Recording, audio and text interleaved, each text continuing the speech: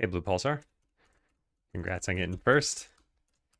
All right, today we're going to be working on just getting through some of this to-do list.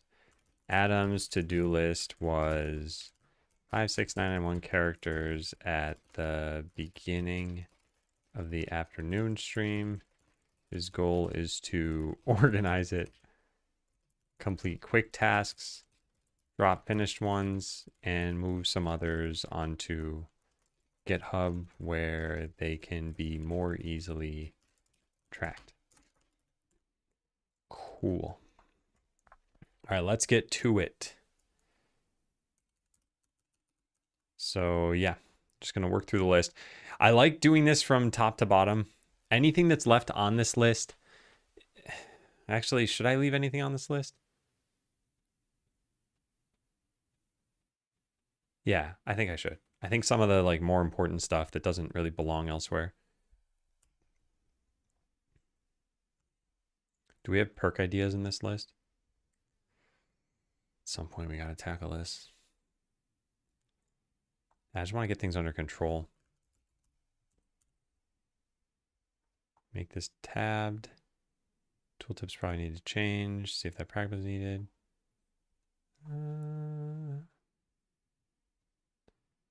No, I don't have any other perk things here. Did I add this on GitHub? Screen is frozen? Yeah, thank you. It is. I appreciate it.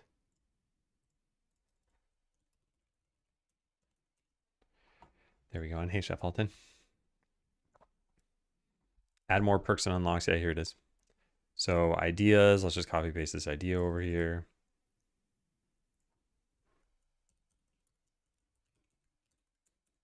Could be cool to have a rare perk like that. Cool. Done. All right. So scroll to zoom, not working with touchpads.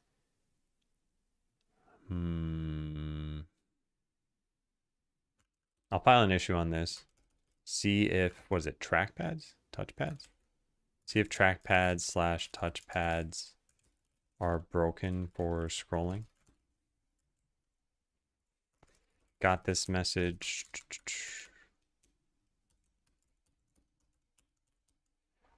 Cool. Yeah. Make sure enemy graphics make sense. Yeah, I still have to do this. Oh, man. Should I? I don't know how much stuff I actually want to do today's stream versus just kind of organize things. Obviously, eventually we have to do this stuff, but I could do some of this now. I think this would be boring though to do. Yeah, okay. I'll leave that as is too. This is probably never going to change.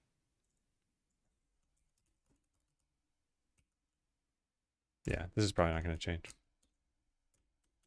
This is what I think is important. So I mentioned this before, the 4 Ds of doing to-do list stuff. It's do, drop, delegate, and defer. And these are just a bunch of Boolean things, like will the task get done? If it's no, then it's dropping it. If it's yes, then it's the other 3. And like, will a task be done now?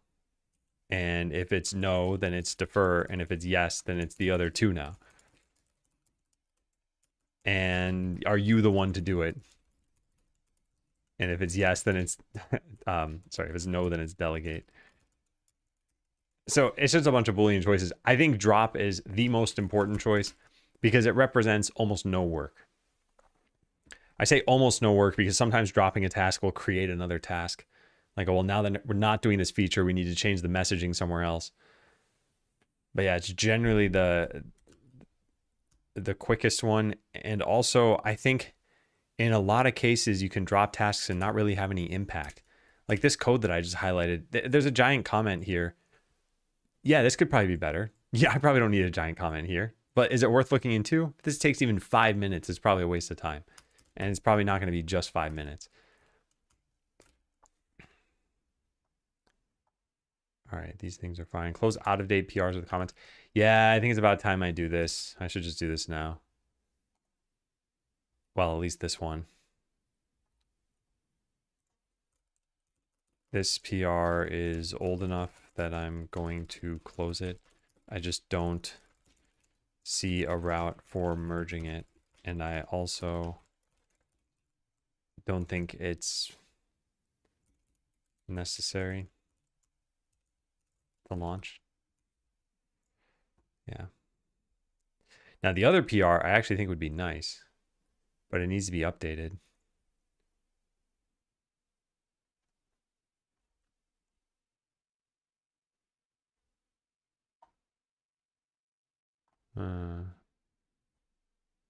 Well, we should tackle that at some point. All right, so that's fine for now. Hey, Vasi's Das. I like the name. Save jump royale, save data. Yeah, this isn't even Skeleseller related, but we might as well do this. Code jump royale. Open this. I'm guessing there's a save data thing that needs to be saved.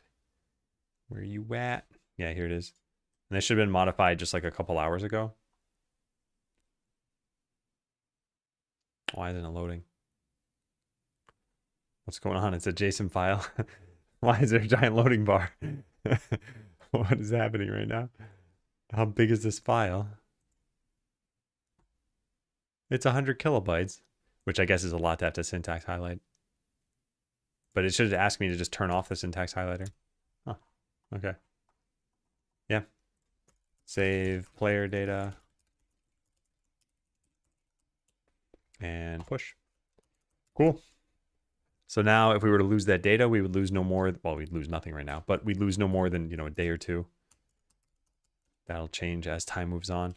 Upgrade to .NET 10 has one thing I really like. Left-hand side conditional assignment makes it symmetrics. Can we just upgrade? Do we need to do anything else? C# 10 features. First of all, let's find out what the features are. What's new?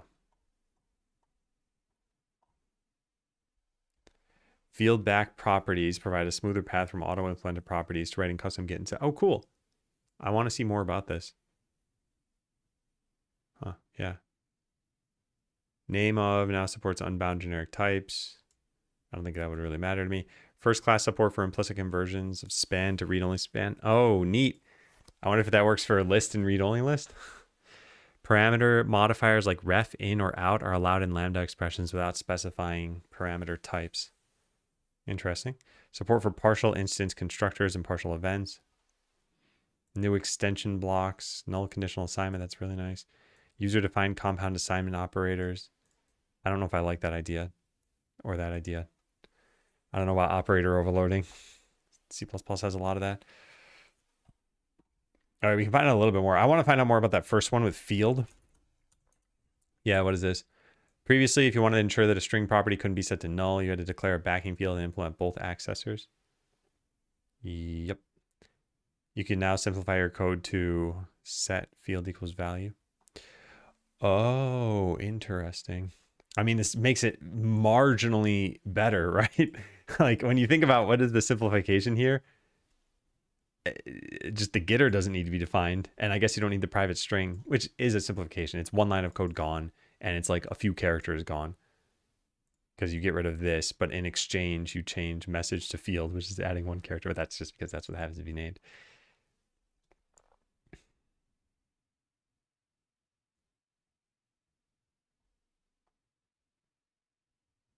Yeah. That is just for spans, apparently.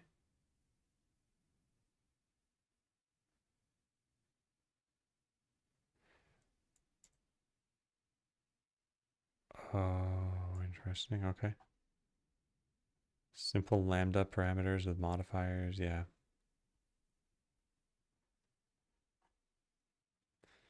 Compound assignment. What is this? I don't care about this.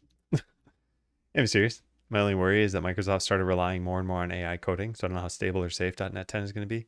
Maybe my concern is misplaced. I don't know. Yeah, I got to say, I think feature-wise, while this would be really nice to do, it's not massive. And I think the cost to upgrade is probably not just going to be update a couple numbers. I probably also need to make sure the team is on the same thing. So now is probably not the time to do this anyway. But I'm not too concerned about the AI thing, at least. For one, I think probably most software is going down that route. And like you need to place your trust in something. And for now, it could be old stuff, but in the future, it's going to have to be new stuff because eventually they'll stop supporting old stuff. So just from that point of view, I'm like, well, I guess let's see how it is now. Although that's if I were going to upgrade. I don't think I'm going to upgrade for different reasons. I want to cut out as many of these to-do items as I can. So anything that's optional, we should just drop. But I hope you're doing well, Mysterious. Happy post-Thanksgiving. Hey, who cares? Need the treasure system to work in story mode. Some tooltips will be wrong. I think this is all fine. I wrote some tooltips will be wrong. And I think what I meant is like key number 1 and key number 2. But if I meant something other than keys, then I have no idea what I was talking about. And yeah, I guess let's just go launch it and see what happens.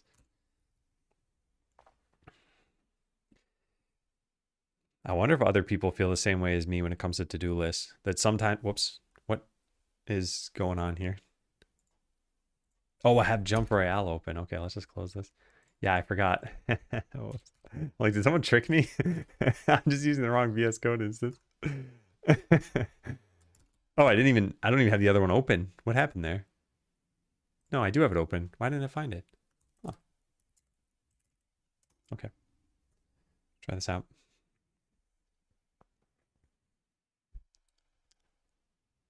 We're just going to look at whatever tooltips we can find. And if any look wrong, then we fix them. And just with the treasure system. So there is no tooltip for the treasure stand. You can click it. That's not a tooltip. That's a dialogue. There's no tooltip for any of this stuff. So we buy a treasure chest. Tooltip for that looks totally fine. We buy the key grinder. We get this. Tooltip for the keys. Looks fine. Looks fine. Looks fine. Okay, so I think all that's okay. And yeah, like I said, there's no other tooltip. So I don't know what else I would even need to look at. Maybe the items? No? No, fine. Yeah. All right. I'm cool with that. By the way, the reason I'm okay dropping this is because I know there were wrong tooltips with the keys and I fixed those. So I didn't know if there were other tooltips that were wrong. And since I can't find them quickly, I'm going to assume that there isn't anything wrong. Treasure Spirit should tell you about buying the key grinder. If you don't have it, it can be a conditional line of dialogue. Yeah, right now it tells you about, whoops, I didn't mean to click dismiss. It tells you about, you can speed this up by offering them keys. It does not tell you how to get keys. So that I'm going to do later.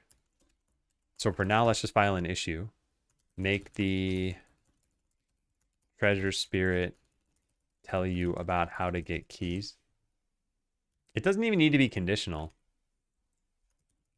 Treasure Spirit currently says this.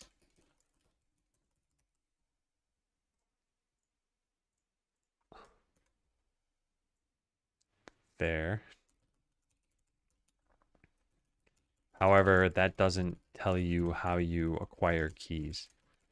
We should include a note about that. Even if you... Originally, I was planning on having this be conditional. If you didn't have the key grinder, it would tell you to build it. I think we should just have an unconditional message, though.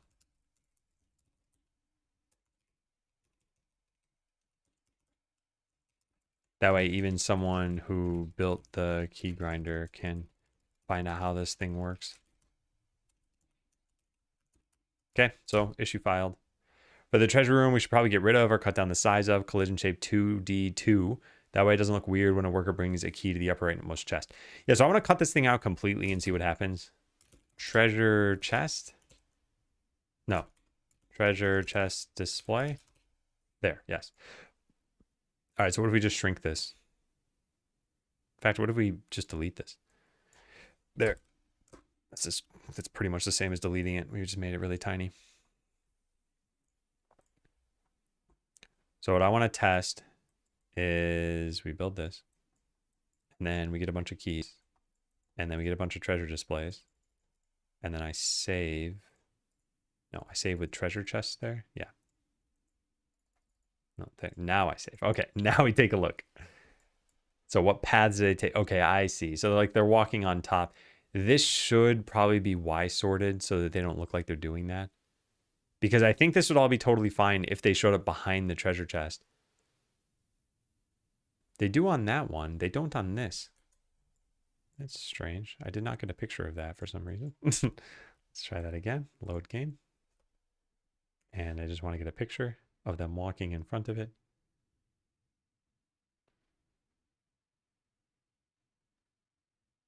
They're taking their time because they have to come from all the way on the left side of the world map. Yeah. Yeah. I captured it like at the wrong time exactly. There we go. Okay, yeah. So this shows the problem. The cleric is walking on top of the treasure stand. But it's only the ones down here that happens, which is very bizarre. Up there it works fine. I think I know what's going on. Hey Tama, welcome back.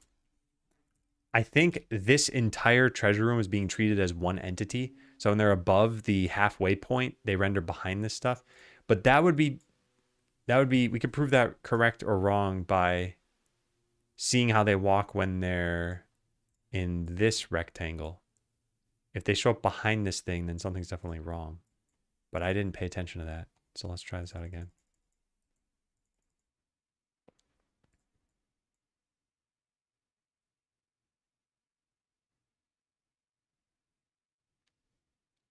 I don't see them doing this. But they're just maybe coincidentally not taking that path.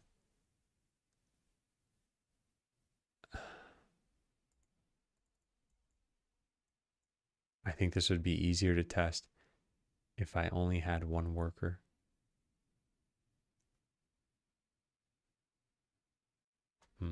Strange.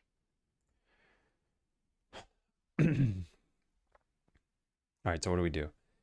We got to figure out how Y sorting is working. This doesn't have any Y sort enabled on it, but it's part of the treasure room, and I need the treasure room to enable it.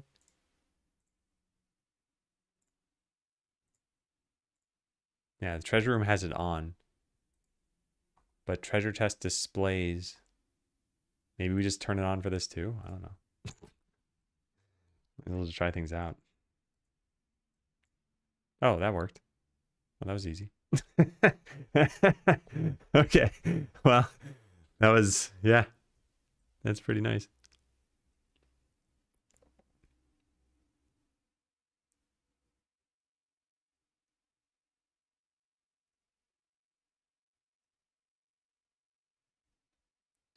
So does any of this look weird or bad at all?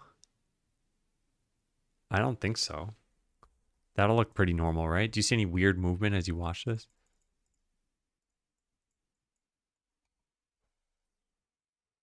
Oh, that looked at... Wait, no, now they're back to not looking correct. Is it because I need to rerun this? Needs monospace numbers? I don't plan on changing the font.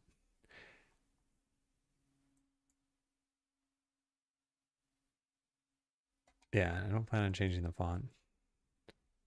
I know it causes the numbers to shift slightly, but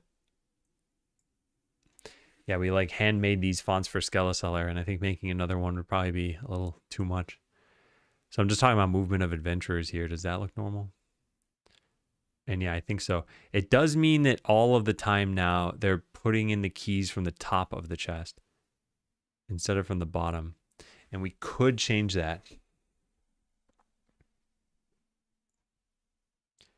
And maybe this would work to do this. If I, whoops, I want that one. And I want to make this like a little hat.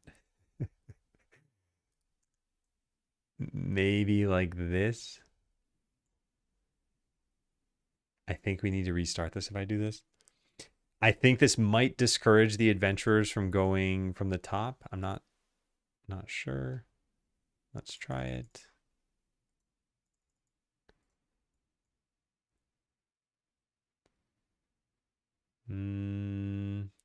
It does most of the time now make them come from the bottom. They're avoiding this by a hefty margin though. Why are they doing that? Because this extends all the way to the bottom of this. So we could do something like that maybe. I don't think this changes on the fly. So So I don't think we can just hit load game, but maybe we can. No, they're not walking any closer to it. Yeah, so it's just a matter of tweaking these two boxes to make it look nicer. When do they show up here? I should just remember what time it is. Yeah, 9:42. That's when. Okay, now they're walking a little bit closer. I think we can get it even closer. I move this here. In fact, we don't even need two different collision shapes, right? We could just delete this and then just expand this one upward. Yeah, I'm going to delete this. I'm also going to make these visible. So now we'll see blue boxes all over the place.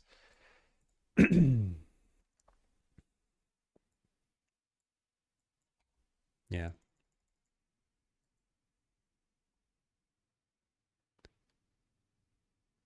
All right, this is much more convincing behavior when they're walking below it, at least. All right, I'm glad. This actually provided a lot of value. But now they're walking around it in order to put a key in.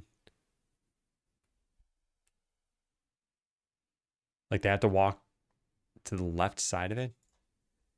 The right side of it. I bet we could just do this and convince them not to do that. In fact, if I expand this like crazy here, does it take place immediately? No, it doesn't. And if I hit save, it doesn't do anything? No. Okay, because I want this to be purposely like a little farther to the right. Wait, does that help? What's that going to do? It's going to make it so that the shorter path is on the left. Yeah, if I'm not mistaken, at least.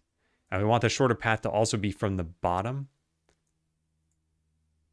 So we would drag this a little bit upward. I think. Again, all that matters here is that it looks convincing. So we'll try this a little bit longer.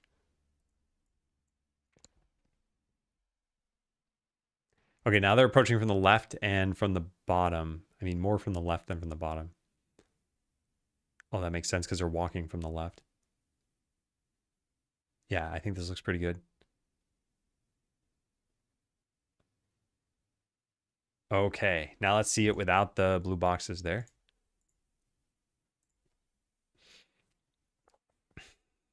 And I think we're pretty good, though. And we got rid of one collision box, so it should be slightly more performant. It's not why I did this. All right, again, we're just looking to see, is this convincing? And yeah.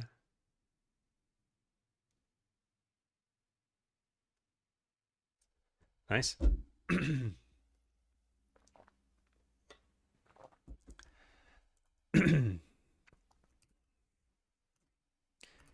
Improve worker movement around chess. The displays are Y sorted, meaning workers will render behind the bottom row of chess instead of on top of them. I think that's why I felt the need to have workers approach from the bottom in the first place. And workers now tend to approach from the bottom or the right sides of the chest, since it looks the most natural. This is accomplished by making the collision boxes slightly bigger on the right and top sides. That way the shortest path is on the left and bottom. Yeah, so from a diff perspective, it's going to be almost impossible to tell what's going on here because we moved some rectangles around. But if you look at it in the editor, it's pretty clear. It's like, oh yeah, this is pushed a little bit to the right and it's pushed a little bit above.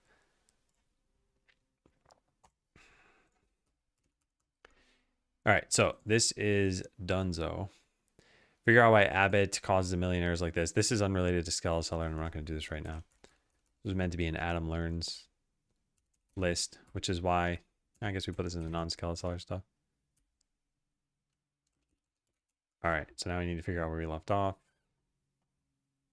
Consider changing this into a sprite. It'd probably look much better. Hmm.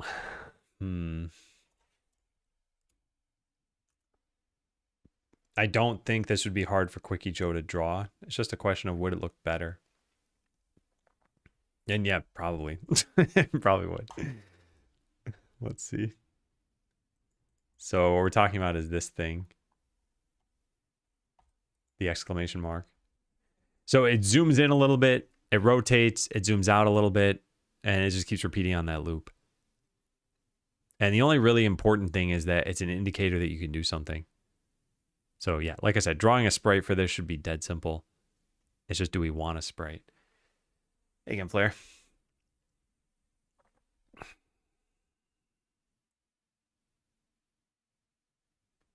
I don't know.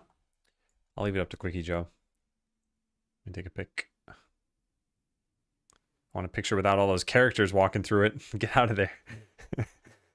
Okay, they're never going to move, are they? That's fine. We'll just take the picture. Art requests. How about this is nice to have? Some people suggested using a sprite instead of a font for the that we use above NPCs.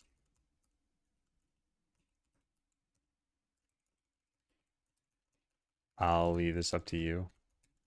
I'm fine either way. Shrug. Okay. For bone mode, I think the Inferno needs to have fewer waves and much harder hitting enemies. That way, when you win, it's justifiable. Test this for anyone that can beat it. Should they even try to beat it? Can your town just handle tons and tons of items anyway? Oh, my goodness. I never thought about this.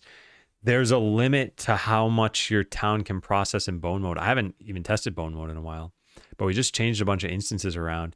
And in the full game, in story mode, we expect you to have item stacking. So you can handle triple the number of items you can handle in bone mode.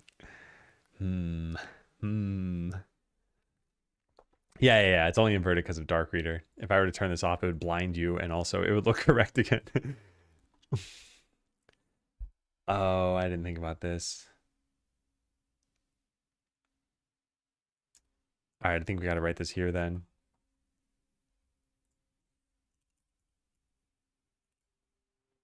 This is all done. All right, so what do we do? Question, is it ever better to go deep into the map as opposed to completing an earlier area much faster? And another question, is it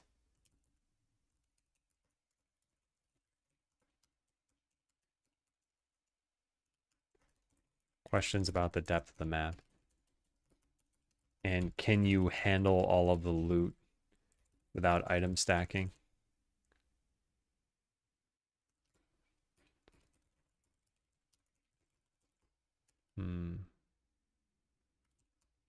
It's like looking into the sun.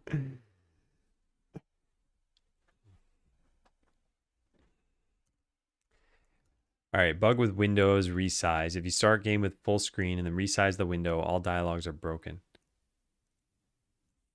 I'm not on Windows, so I can't test this. And I think this is a Windows specific issue. I'll just file an issue for now.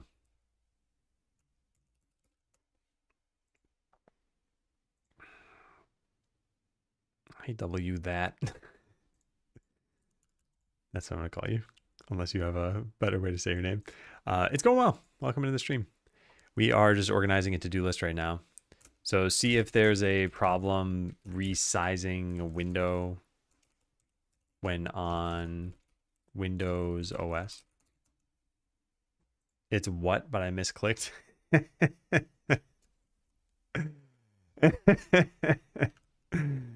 Oh man, that is quite funny.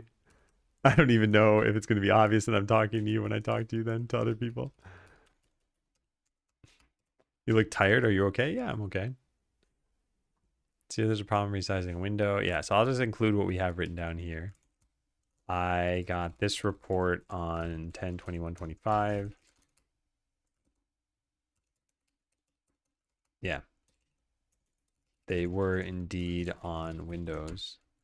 I can't look into this now since I'm streaming from my Mac. I really got to clean this keyboard. Oh my God. All right, let's write ZZZ so I can find this again. And then just up here, clean keyboard. Yeah. When are you planning on releasing the alpha? The demo's been out for about 9 months. So if you consider that to be an alpha, it's actually already past that, I guess. But when am I planning on launching the game? That should be in probably March. That's what I'm thinking at least. All right, if you save right after a treasure chest spawned loot but it hasn't disappeared, then you can load the file and open the chest again. Ooh, fun. So we click this and then I save and load and we have the loot and the treasure chest. And now we can open the treasure chest again. Yeah, fun. All right. So I think this should be easy to do. A treasure chest should know what its current state is. Opened. Yeah, here it is. So was opened is true. So when we save this thing, we just shouldn't save anything if it's already been opened. And I think the treasure room is responsible for that. Save. Here it is. Treasure chest, get all item displays, select the save data. Okay, great. That's here. Treasure chest save data. Just checks to see if there's a treasure chest. So how about treasure chest?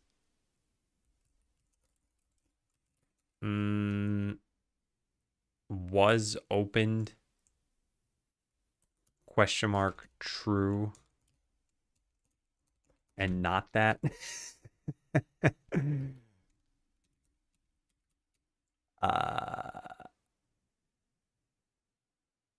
And yeah, I'm kind of doing this stupidly. Yeah, this would work if we even had this. We don't have this. And there's no, this is not public, and there's no exposing it publicly. There's is openable. That's just if you can open it, not whether it's been opened. Okay, then let's make this a property. Bump this down to here. Make this public. Rename it to was opened. Make get private set. And then over here, this should now work. Yeah. So I think this is probably correct, but I think it's very impenetrable. So I think what we should do is get the treasure chest save data. And we set it to, this will just start as null, I guess. Yeah. Or I should call this like chest save data or treasure chest save data. All right, so if the treasure chest is null, well, it's not null and it hasn't been opened, then we set that. And then we put this here. And I think that's a little bit cleaner at least. They found mistakes like this in RDR2. Yeah, and these sorts of mistakes, you know, I always wonder, what is a player going to think when they find this? Oh man, the green screen moved again.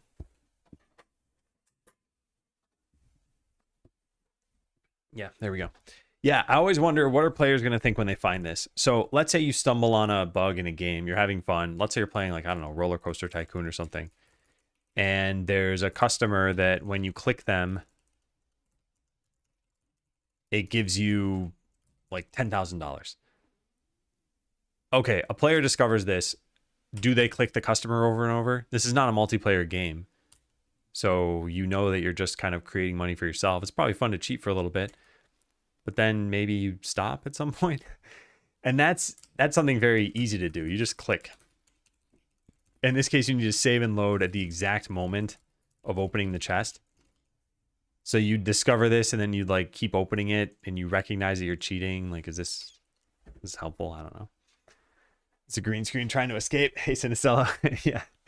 Don't let it run away. Why is it running an ad, by the way, in the middle of the stream? I don't think that should be happening. Well, oh well. I won't do it. It's boring. Boring? Yeah. Yeah.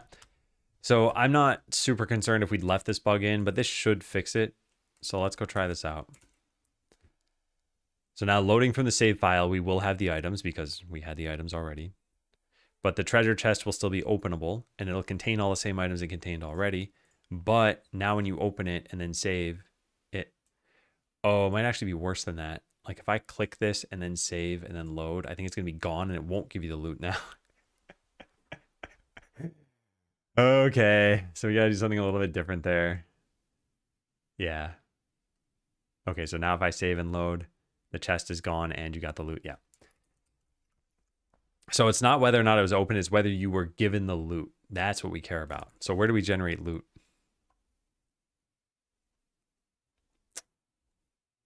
Where do you get the loot? Huh. Well, let's search for was open. Oh wait, I'm not in the right class. Well, my bad.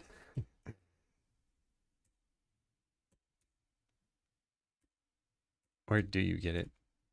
Apparently never from here. Is this just public? It is. Well, the save data is public. This is also public. Okay, so what, the town is responsible for adding it? Opened treasure chest?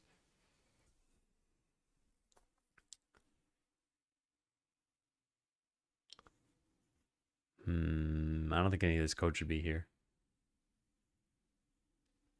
Especially because, does the chest have the town? It does, yeah. Okay. We can probably move that.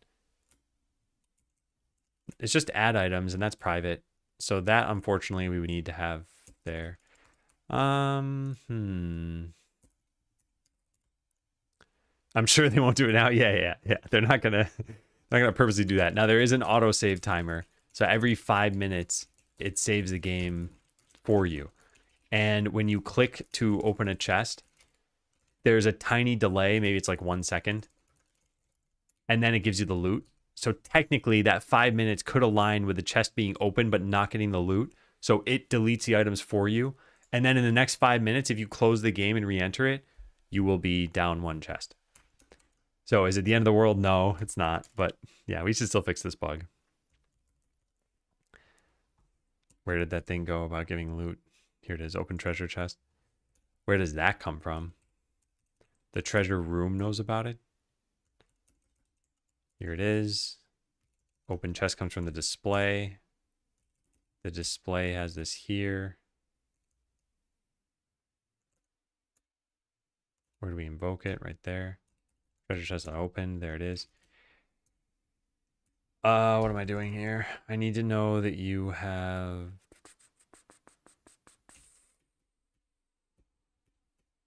Right there, open chest. This is when we give loot. Yeah. And nothing stores a different state in here. So that's all we care about here. Public bool granted loot. And then we set it in opened. True. And then in the treasure room, when we go to save this stuff, I guess it's actually over here. When we go to save this, we check for if we haven't granted loot. And now I think we're good, and we can make that was opened private again. Let's test this out. Okay, so I hit continue. So if I click a treasure chest and immediately save and load, it's going to just put that treasure chest right back down. Yeah. But if it does spit out the items there, so now you can see the shadows of them down below. Now I'm going to save and load. The chest should be gone, but the items, all 2 rows at the bottom, should be filled. Yes, good and good. Yeah. Okay, cool. That's our fix.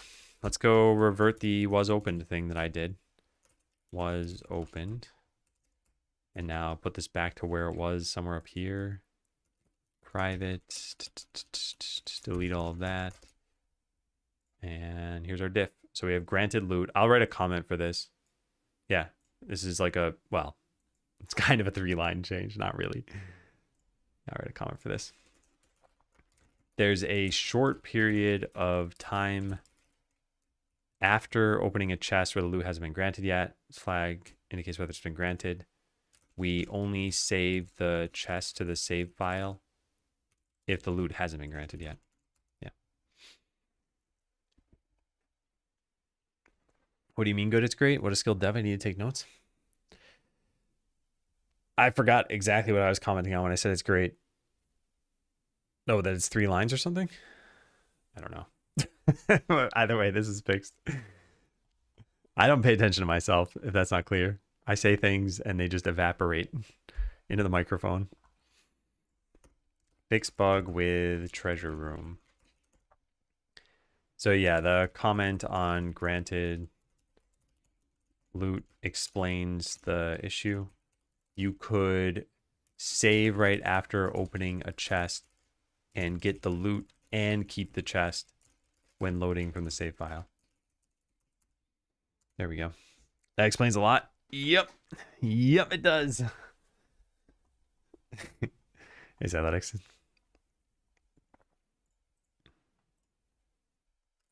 Okay, another to-do item down. In both story mode and bone mode, when you get the extractor lever, the green light on the extractor is not turned on. Okay, this is incredibly minor. Incredibly minor. So there's the extractor. The light is not on. And now we go build the lever and it's still not on. But if you turn this off and then back on, then the green light goes on. So that's the issue. We got to figure out how we fix this now.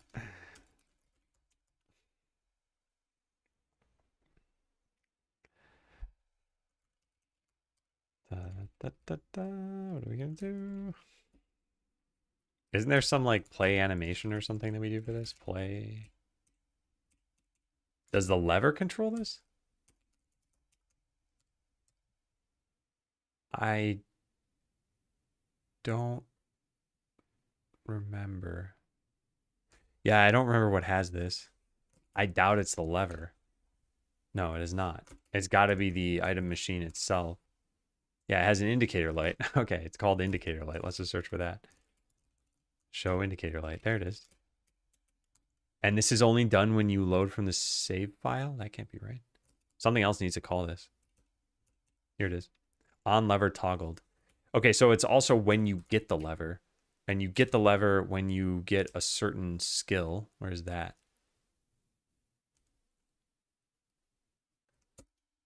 What's it called? Extractor training?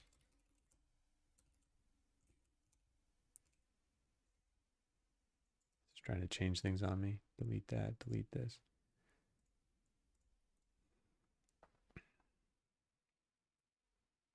Has unlocked ability. We should be told when we unlock this ability. And we are right here. Show extractor lever, true. Force on. Show indicator light. Done. Done, done, done, done. Alright, that should fix the problem. Maybe it won't with the key grinder. Does it also say animation? It's another unfortunate typo. Okay. Let's fix that. Yeah, that's fixed. Does this happen for the key grinder? I actually don't know the answer to that. So let's go try it.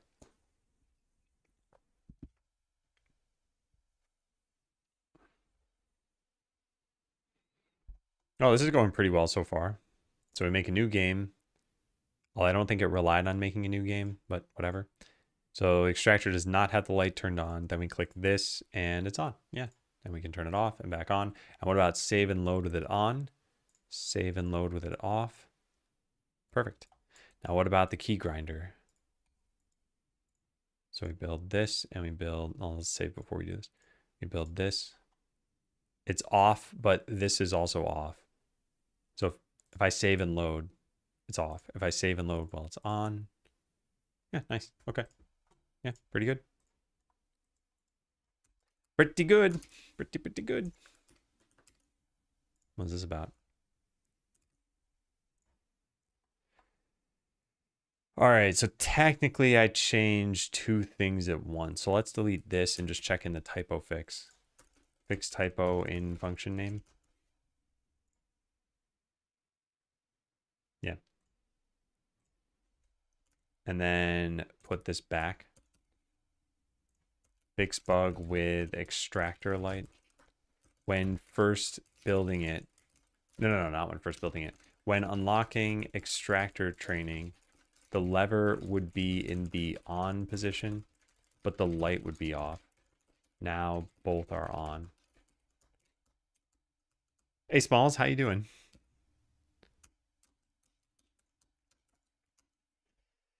Ooh, we're making good progress here.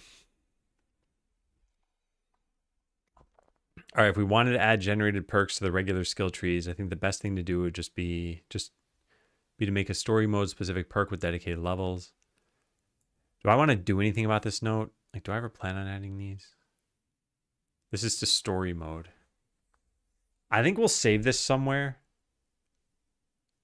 Can I ask a huge favor from you at some point? Yeah, sure. Copy as markdown. Okay, let me file this as an issue. Unfortunately, it makes bullet points copy weirdly.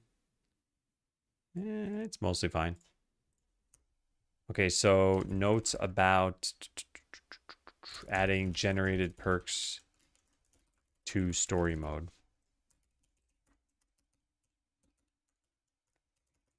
I don't have a reason right now to add a generated perk to story mode. But while I was working on that code, I came up with how I would do it if we ever need to. So I'm storing those notes here and then closing the issue. Create and close. There, that's it. Yeah, because I figure I might search GitHub for this, but maybe we never do. So yeah, it's pretty cheap to have a closed issue. I struggled with the tutorial. Got a Steam playtest going with a brand new tutorial, and I'd love to learn if it's any better with someone who struggled. Yeah, sure, I can write that down. Is there a time frame of when you need this by? Because I've been somewhat busy lately. So if it's like you only need it this weekend, then I can try to prioritize it. But otherwise, I will probably just leave it on my list until I finally get to it. Now, with that said, what were my issues? Because I think I just couldn't figure out the last bit. Didn't I make a... Yeah, here it was. All right, this I eventually figured out. So yeah, it was just the last bit that I couldn't figure out. Kept throwing them into the big pit, but they kept teleporting back. Yeah, so yeah, I could take a look at it. I need to send you a key and no sweat on the time at all. Yeah. Okay. Yeah, sure. You can DM me on Discord.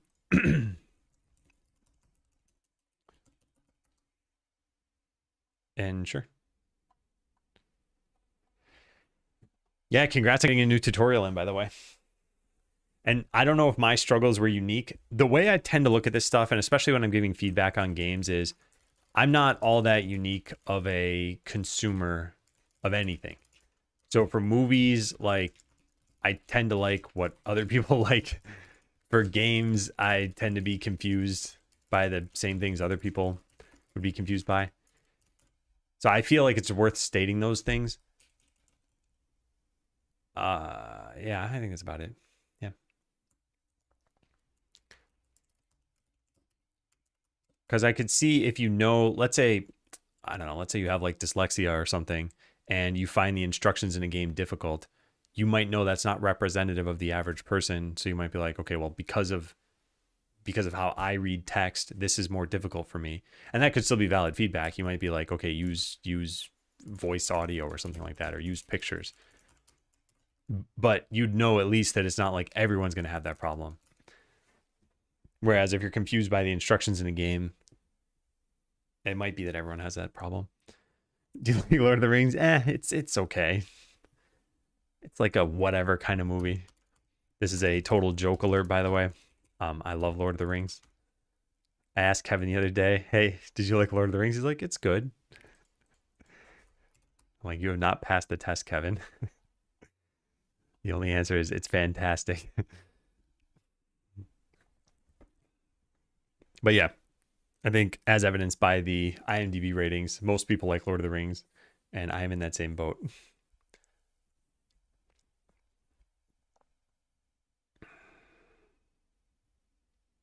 Not really my audience, which makes you a perfect tutorial tester. Yeah. Yeah, yeah. I think it's worth getting people who are in your audience to test it too.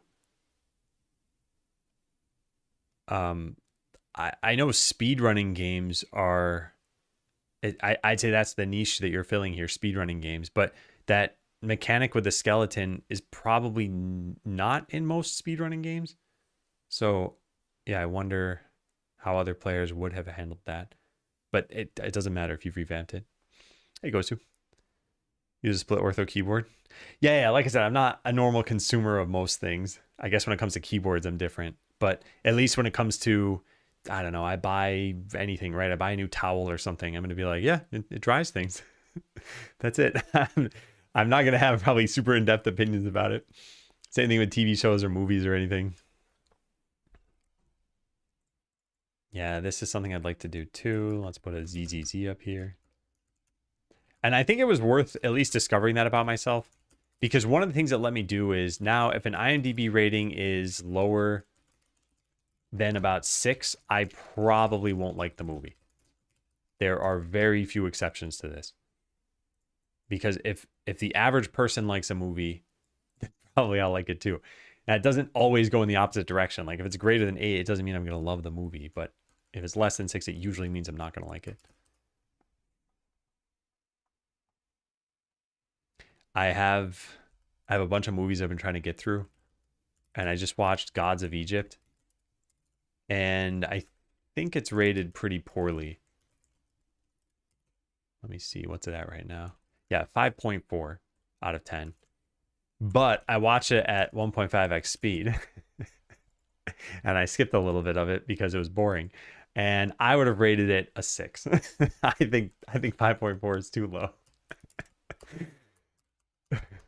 It is not a great movie by any means, but I realized pretty early on that it wasn't going to be a great movie, and then enjoyed it for what it was. Whereas I watched Dark Tower. What did Dark Tower get? Let me take a look. Dark Tower got a 5.6. That I think deserved to be a 5.6.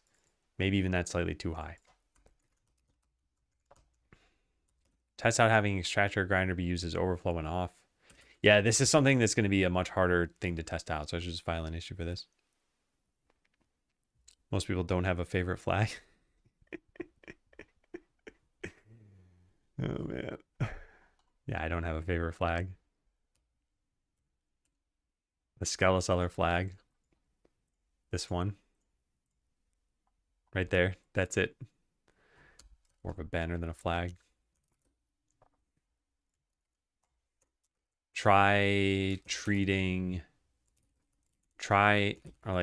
Consider changing how workers treat the extractor grinder when they're off. So currently, on means workers will bring items here first, and off means workers will never bring items here. Probably just italicize that. It may be better if off meant workers will bring items here last, so that the machines can still be used. Or maybe we want 3 positions for the lever.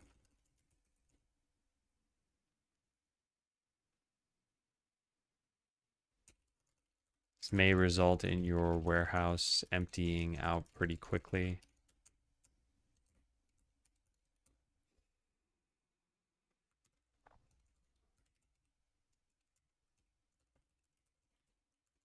Yeah.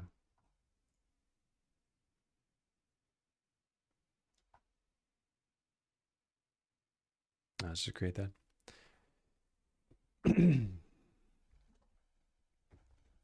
Usually watch movies at 2x speed. Yeah, if I can watch them on YouTube, then I'll watch them at 2x. But it's kind of rare that that happens because YouTube only has their like free movies official channel. And they don't have a lot of stuff I'm too interested in. But I watched Truman Show and Idiocracy somewhat recently. And those were like officially free. I like Dark Tower, but maybe because I read the books and I was feeling nostalgic. Yeah, hey Schrodinger's. Yeah, I did not realize it was a Stephen King story. And I guess there were 8 books or something. And yeah, the movie just sort of fell flat for me in a lot of cases. Yeah. Huge support on this thing, you're saying? Or on the IMDb stuff we're talking about?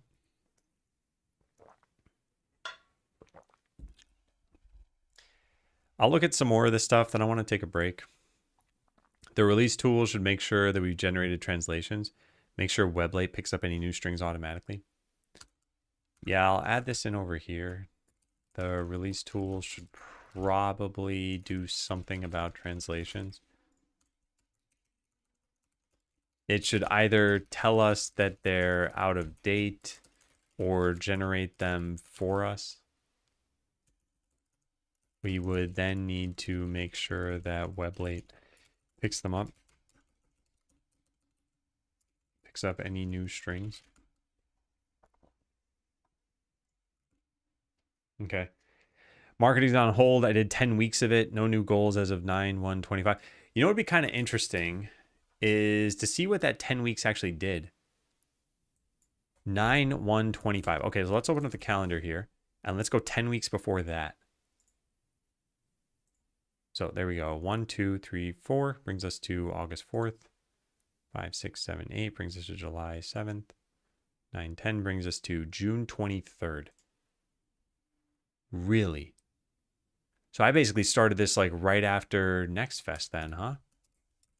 June 23rd is the first week I started caring about marketing. And then I stopped on 9/1/25. So I wanted to see, I want to correlate that with the wish list in those dates. All history.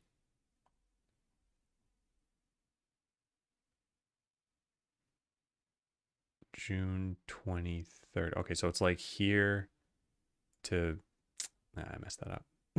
How do you undo this? There we go. Okay. Yeah. So I want to go from, yeah, let's just get all of that side of things. Okay. So June 23rd, I started reaching out to some people, and then this gigantic spike, I think, was Idle Cub and Avak playing it. Scala Seller. Where, how do you sort by like most viewed? View count. Yeah, Idle Cub 5 months ago. When exactly was that? I don't think you can see exactly when until you click over here. Yeah, June 27th. And then this one was June 28th.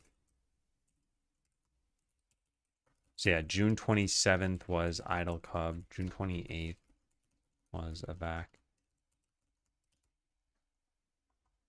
And then they kind of had a gigantic spike for me, such that when I finally stopped on September 1st,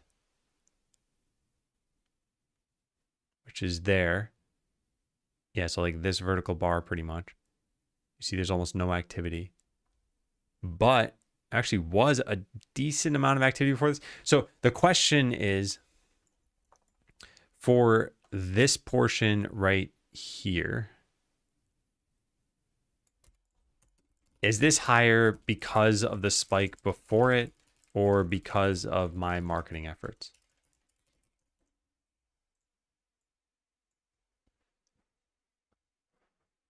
And given that it like very thoroughly dropped off afterward, except for whatever that is, what's that spike?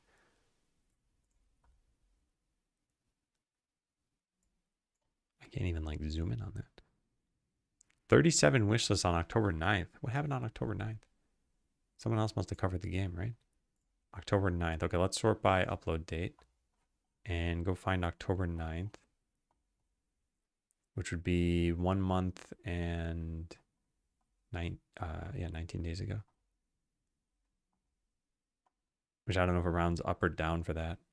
Oh, probably this person because he got 4,000 views. Was that roughly October 9th? October 7th. Yeah, okay. Probably was this. Hmm.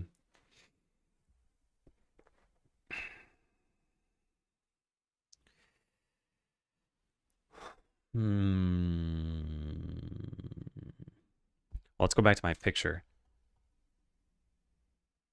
I guess we'll find out because it's flatlined. So if I start marketing again and it picks up again, then we can reasonably conclude that it came from marketing.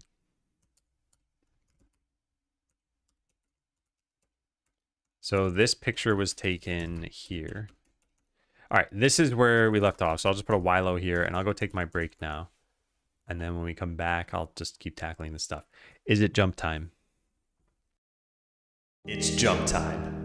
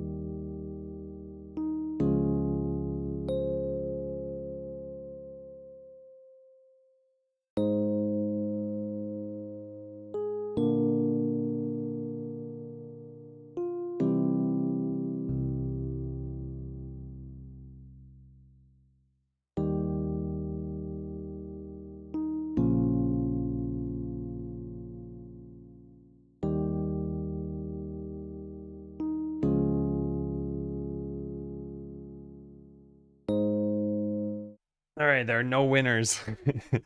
Hey, David, just to be clear, you got to type join if you want to join the game, and then you can type a jump command. But I was going to take my break regardless, so it doesn't matter if there are no players. Close the game.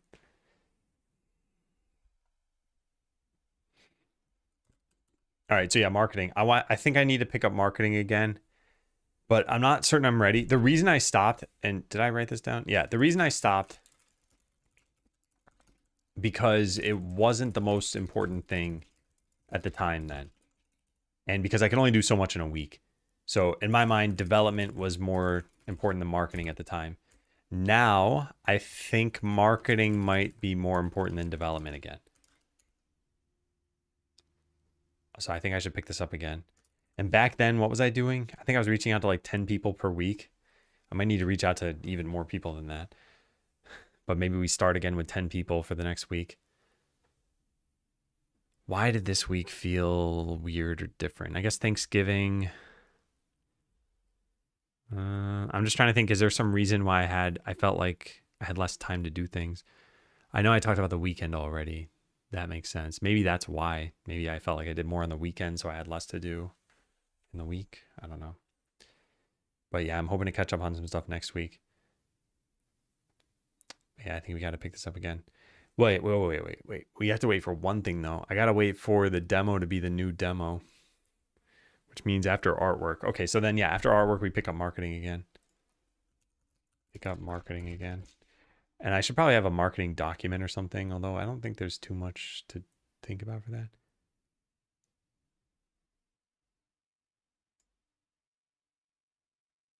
Yeah, I'll go make a marketing document. Give me a sec.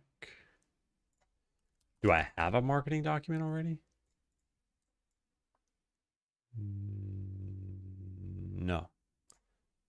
Okay, I'll go do this. I'm doing this off screen. Give me one sec. Create new document. Okay, here we go. This is just for me anyway. So Scala Seller marketing. I'm going to put everything here into that document.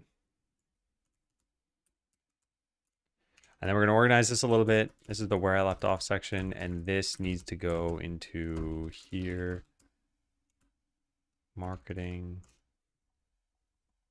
Probably copy paste this over there too, so we don't have every single thing in one list. And also put this down here.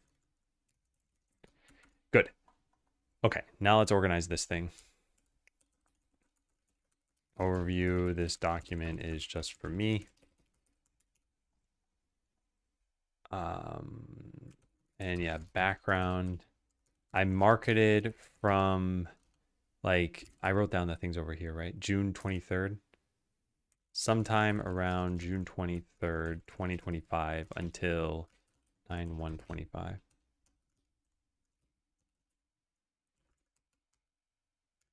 The reason I had stopped is because I think development of challenge mode was more important at the time.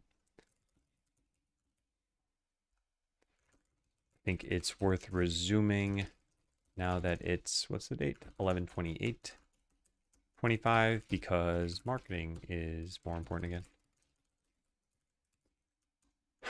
Okay, so to do this stuff and answer this question.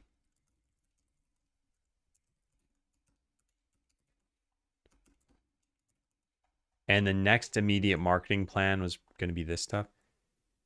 Not paying off. Oh, yeah, that's part of the reason I stopped too. Harder to find people who get more than 100 views on their videos, who made videos recently, might like Scala Seller, etc. Yeah, I should write that down. And because YouTube didn't seem like it was paying off. Hey, MixSource.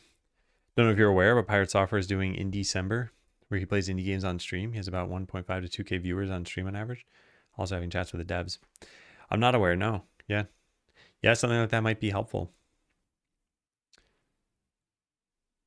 Is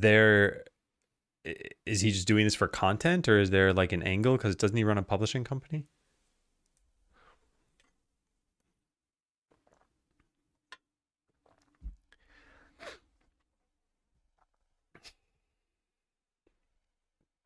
I'll write this down.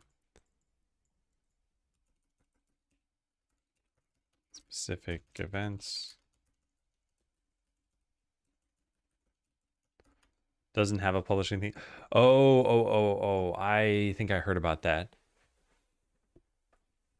He was running, oh man, is that the company he was running it with, like Ludwig or somebody, and then I think had to bow out? Yeah, man. If I do end up on his stream, I don't want to insult him by asking questions like that. It's more about help the game dev industry thing. So content, yeah, I see. Okay, yeah, it's good to know about.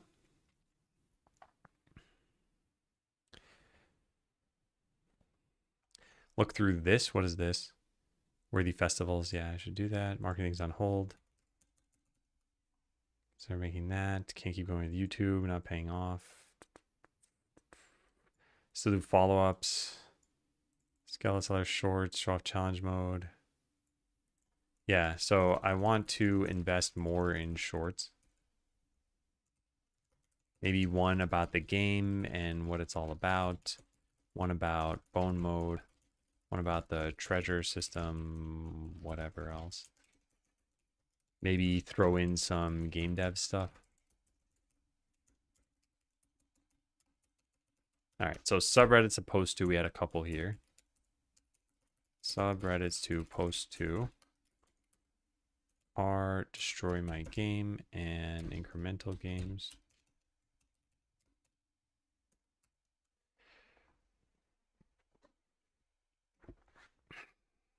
Okay. All right, battles shouldn't be allowed to have more fish in them than your pond can hold, or just put extra fish back in the extractor. Crop should have a QMM entry. All right, battles shouldn't be allowed to have more fish in them than your pond can hold. Yeah, so this has been a problem, but this should be very easy to fix. Although it's going to cause another problem if I fix this. So we have yeah, the problem is this.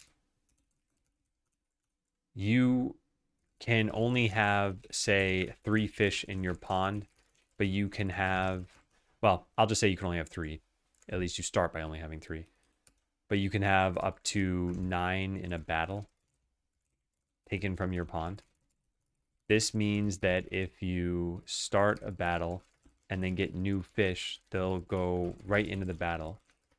Ending that battle will put at most 3 fish back in the pond, meaning you can lose up to 6 fish. So option 1 is put the fish back in the extractor. Option 2 is allow you to go above the maximum number of fish. And option 3, well, option 3 is just do nothing and say that this happens. Option 4 is prevent more fish in battle. Prevent there from being more fish in battle than you can have in your pond. This can lead to another problem, though, which is you start battle 1, it gets 3 fish. Start battle 2, it gets 3 fish, and then end both battles. You have 6 fish, but can only hold 3. So I think option 1 is probably the best. It was also, I think, impossible to do before we... Wait a second, though. Isn't there... Can't you exploit this?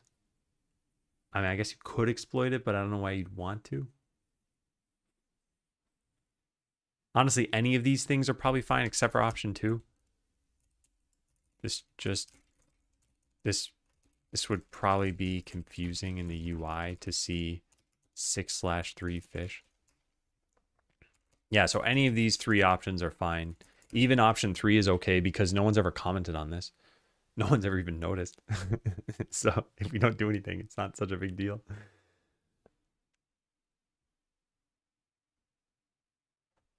Thematically, this doesn't make any sense. From an in-world perspective, it makes no sense. They're reverting from fish to eggs. That's not really a reason not to do this. And option 4 seems pretty reasonable. Because this almost never happens in the game right now either. So if people do this and they lose a few fish, then so what? And I think there's already a tooltip when you start a fishing battle that says it'll only put it back in your pond if there's room. So if we do this, end the fishing session, any fish still in the battle will return to your pond if there's room. Yeah. But this has confused people in the past. Whoops, what happened there? Because people are like, what is the... Wait a second. Oh, I changed my mouse. I'm like, something's broken.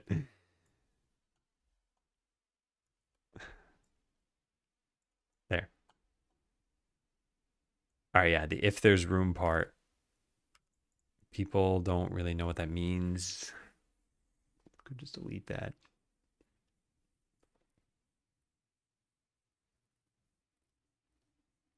I would assume fish would get deleted and we use extra battles to get them below the cap. You can have multiple battles going in the fishing pond. Most people don't. And I almost wonder if we should just prevent it.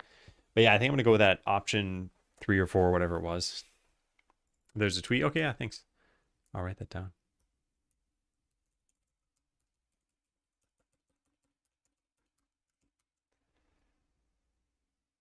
Shouldn't be allowed to have more fish in them than your pond can hold. Just put extra fish back in the extractor. And I said I want to do this. Okay. I think this should be simple. We go to the battle system. There's something about adding a fish to battle. Fish count change. Here it is. Spawn all available fish. Fish to create is based on the minimum of the number of available slots. Or sorry, the number of fish, the number of empty slots, and then also the maximum number of fish you could have in your pond.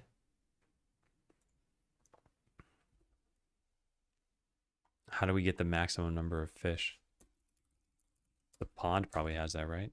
Max fish. There it is. Where's that? This gets updated when you load? Yep, it is. It does. And that's public? It is. Okay, easy. He did also say he'll do it in the summer too. Okay, yeah, that's good to know. I'll write that down too. Because the summer might work slightly better. Because at least, you know, there's something to be said for the hype cycle of things. It's what Apple used to do where they'd say something like coming soon and then they'd share a product and then they'd be like, LOL, soon as today. And you'd be like, oh my God, I can buy this now or pre-order it now. I think that short cycle between like I saw this thing and I can act on this thing is pretty important. And at least in December, we'll still be 3 months away from launch. And it's still good to get wish lists. So yeah, who knows?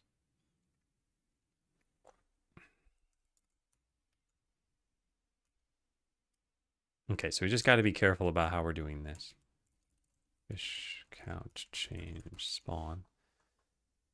So number of empty slots. So how about we just write in some variables here. So this might be 9. Number of available fish might be, well, 3, I guess. In which case we're going to pick 3 fish. But then you might have 6 empty slots and 3 fish, and you should actually pick 0. So we need to do the number of empty slots.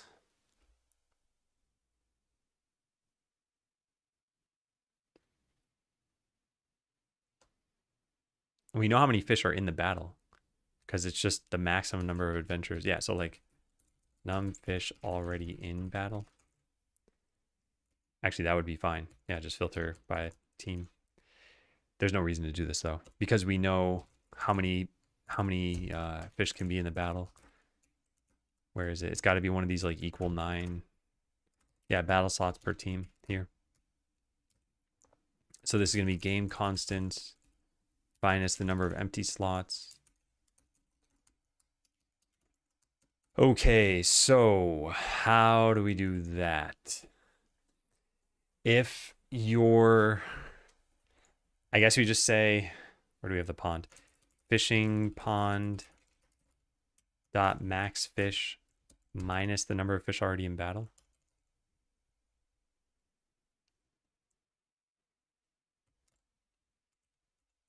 So this is going to be battle limit, and it's actually going to be math dot max of 0 and that. And then we put that over here. All right, I think I did this correctly.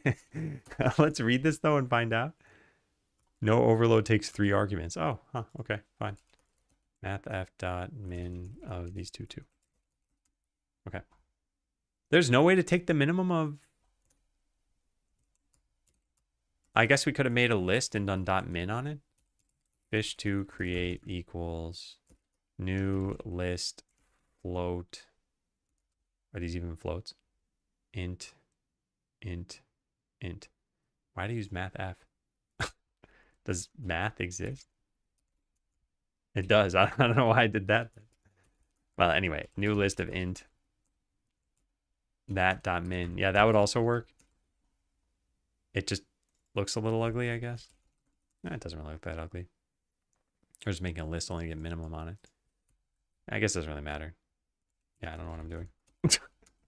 Okay, so let's take a look at this. So let's say number of empty slots is 6. So we have 6.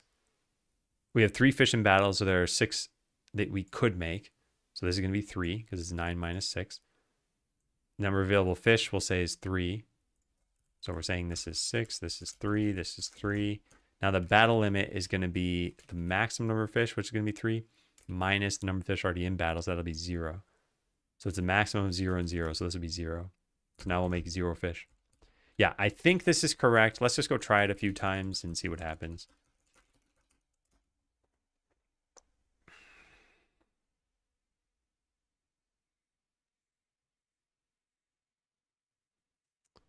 Yeah. So I should have the pond. Good. And we have no fish in here, but I can make fish by just right-clicking this. So now we have 3 fish, and we have 97 backed up in the extractor. So when I go battle this, it'll put 3 into the battle and no more. I hope. Nice. So now we have 3, and that means that this has 3 and this has 94.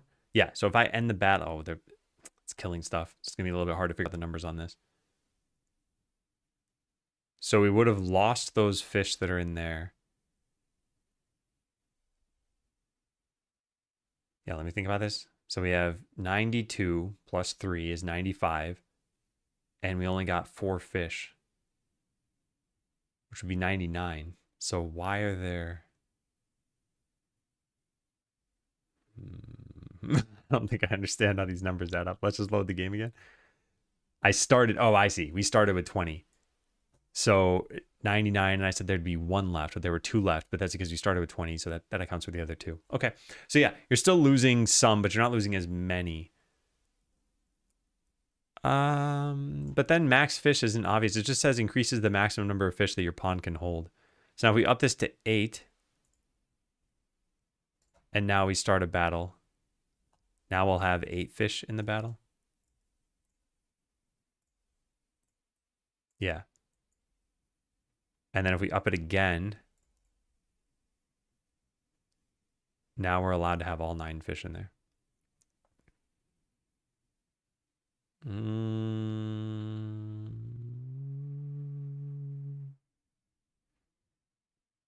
mean, as code as it's working correctly. I just don't know if I like it. Because I think changing the wording on this to say, increase the maximum number of fish that your pond can hold and also the maximum number that can be in battle. You'd be like, what? I can have 45 in battle? So we'd have to write a note underneath it and say, like, note, battles are limited to 9. We could just put a note at the bottom anyway.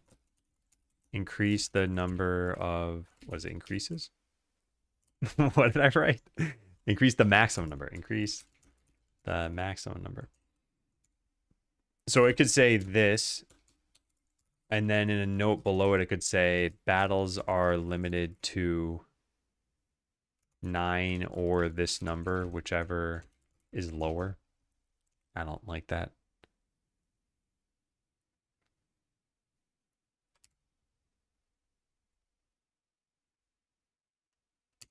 I guess it's better to write it from just an understandability perspective as battles are limited to this number, but cannot go beyond 9 fish.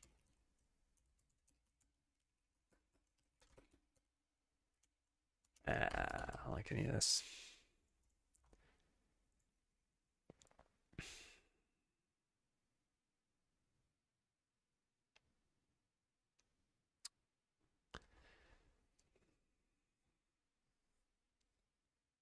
We could just say nothing, and you would just witness the behavior yourself, I guess. So like here, if we go start a battle, you'll just see 3 fish in the battle. But then your pond has 3, and you might be like, why? What's going on? I don't know. I don't know what I want to do there. Hey, Feisty Chess, and hey, Rival Seeker. Welcome in.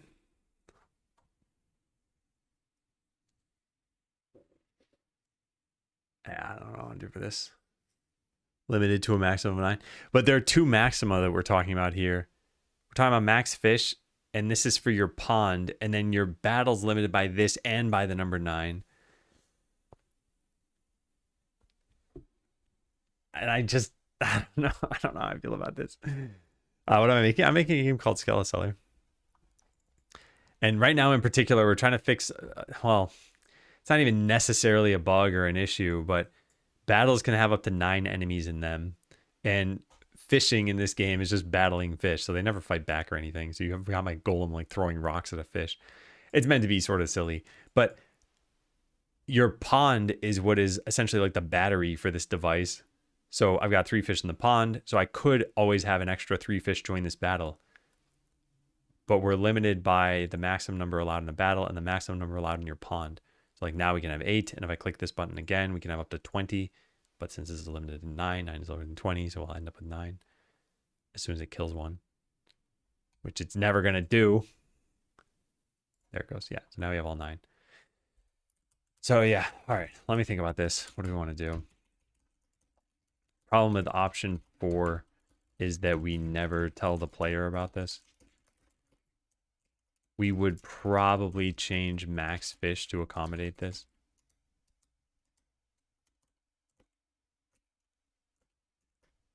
We could do so by adding a note, and that'd be that.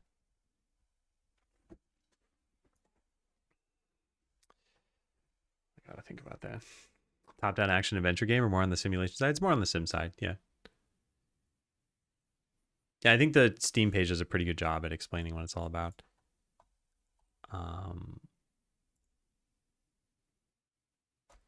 think I'm going to go the note route on this.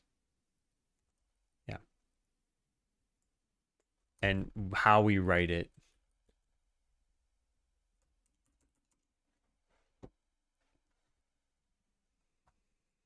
Yeah, maybe this. Battles are also limited to this number, but cannot go beyond 9 fish.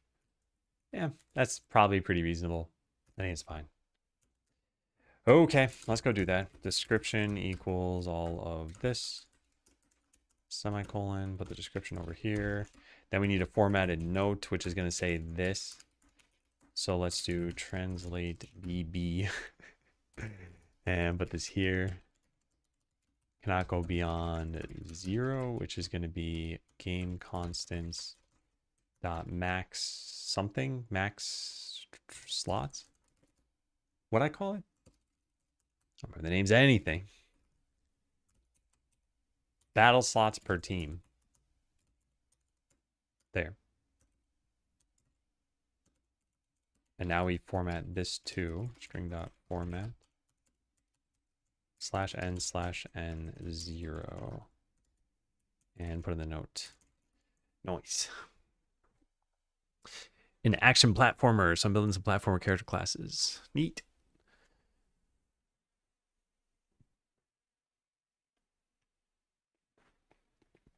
So the fish in the battle get replenished by the up to 45 until every fish is dead, or what? Yes, exactly.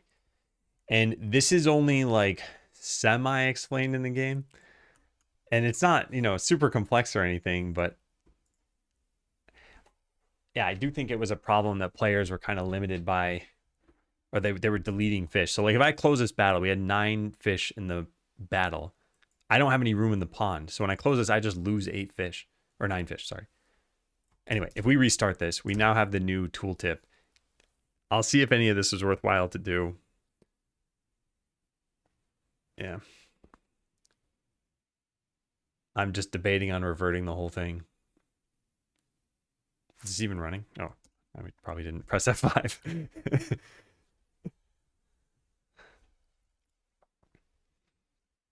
Okay.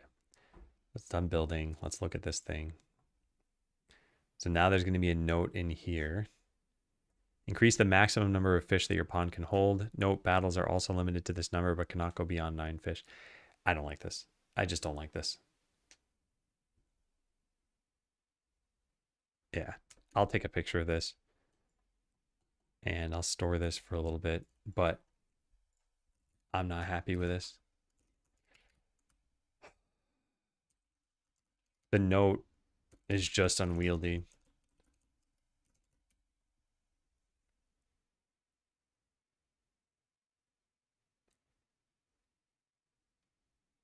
I think we go with option 3 and we just do nothing.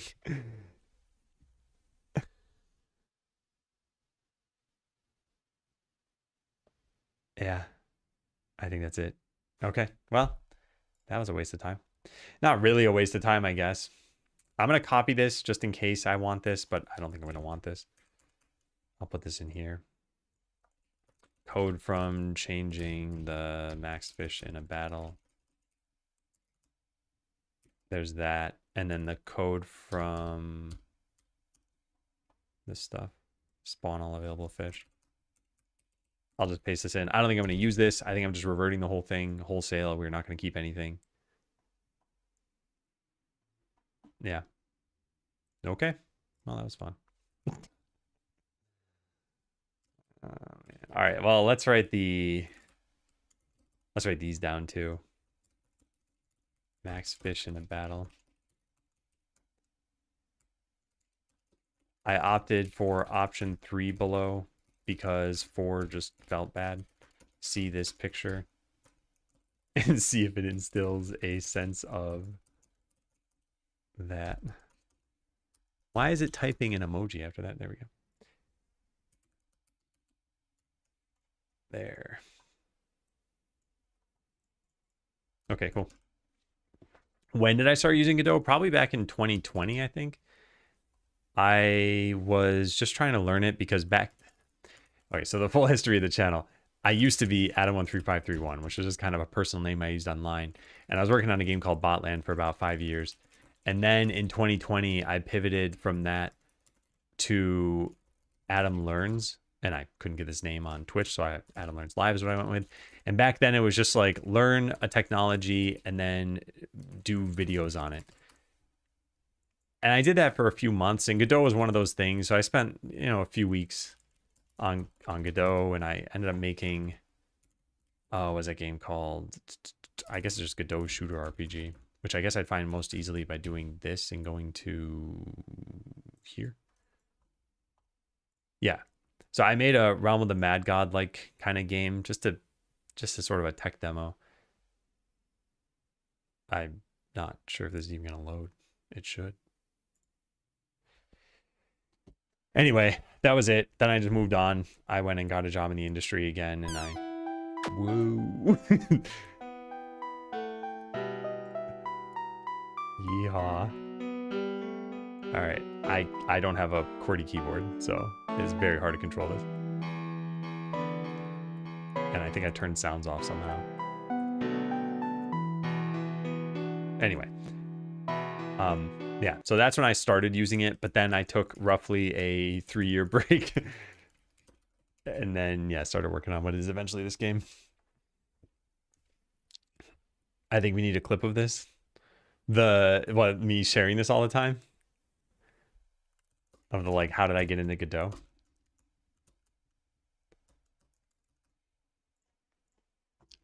Yeah, the story, yeah. Yeah, this is something I've just kind of always wondered about. When I first started streaming, I would have a human answer for practically everything, and I'd like talk about commands. Yeah, there were commands for things, but people ask me like, what game are you making? Probably, I don't know, like 6 times per day. And I just keep answering, and then my regular viewers got annoyed. I'm like, okay, I'll make more commands, I'll make videos, I'll make whatever else. And that's what's led to today, where I'm like, okay, if I answer with a command, it's kind of the best of both worlds, right? Like, people are going to ask what I'm making, that's natural. But I can't give a demo every single time, so I'll just put a command in chat. And it's kind of the same thing with this thing too, right? Like, I could make a Godot journey or some kind of thing. This doesn't come up as frequently. But yeah, I think the more you direct people out of Twitch, the less they're likely to go check those things out. I mean, even Rival Seeker in chat asked, what are you making? And then presumably didn't look at the Steam page. And again, it's fine. I'm fine with that.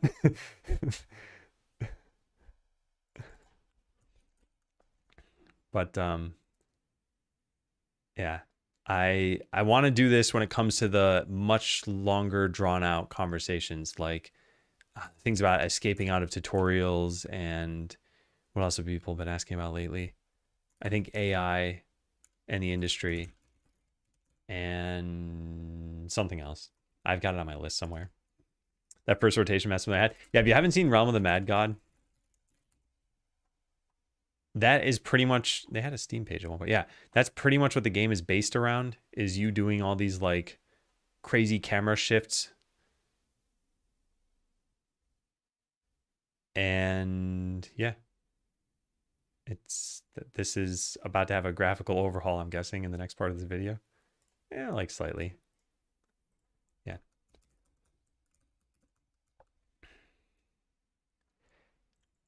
All right, so we are just not doing anything about that. Crop should have a quick move menu entry that changes the slime.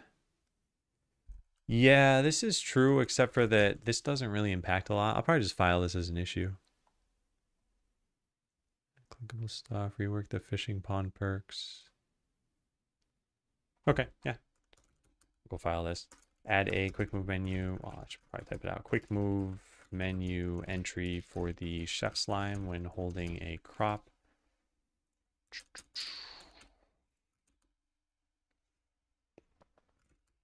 Yeah, I could take a picture of this. I guess the easiest way to see this happen is to get this perk. And then click that, and then, oh no, I need the quick move menu. There we go. And we don't even have the slime. Thankfully, I can do all this while holding a crop in my hand, huh?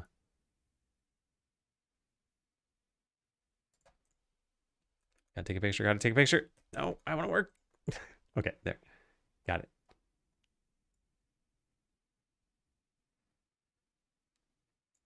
There.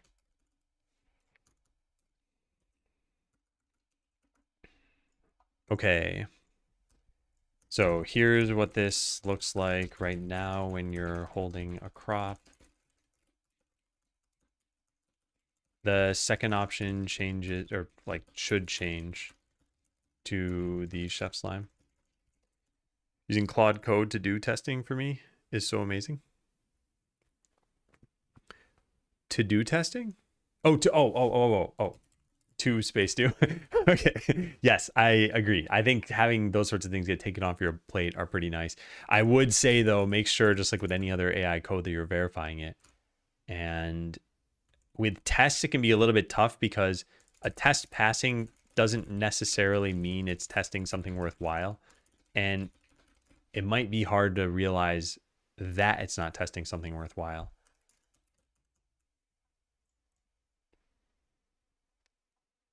All right, so I'm going to create this. I think I'm going to do the same for this next thing here. I'm not even certain this is still a problem, though. Was this my computer? I don't think I have a way to even see that, because I don't see any Chrome that would indicate Windows or Mac. Let's go to the base 64 converter and paste this in. That'll let us at least look at this closer.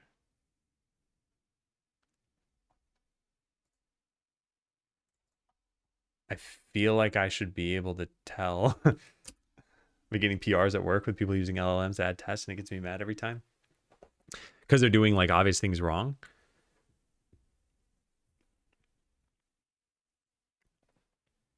Because I think in general, if you can tell something is AI code, I feel like that's kind of a problem.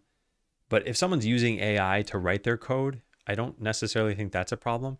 There was this very interesting discussion on Hacker News lately. Let me see if I can find this.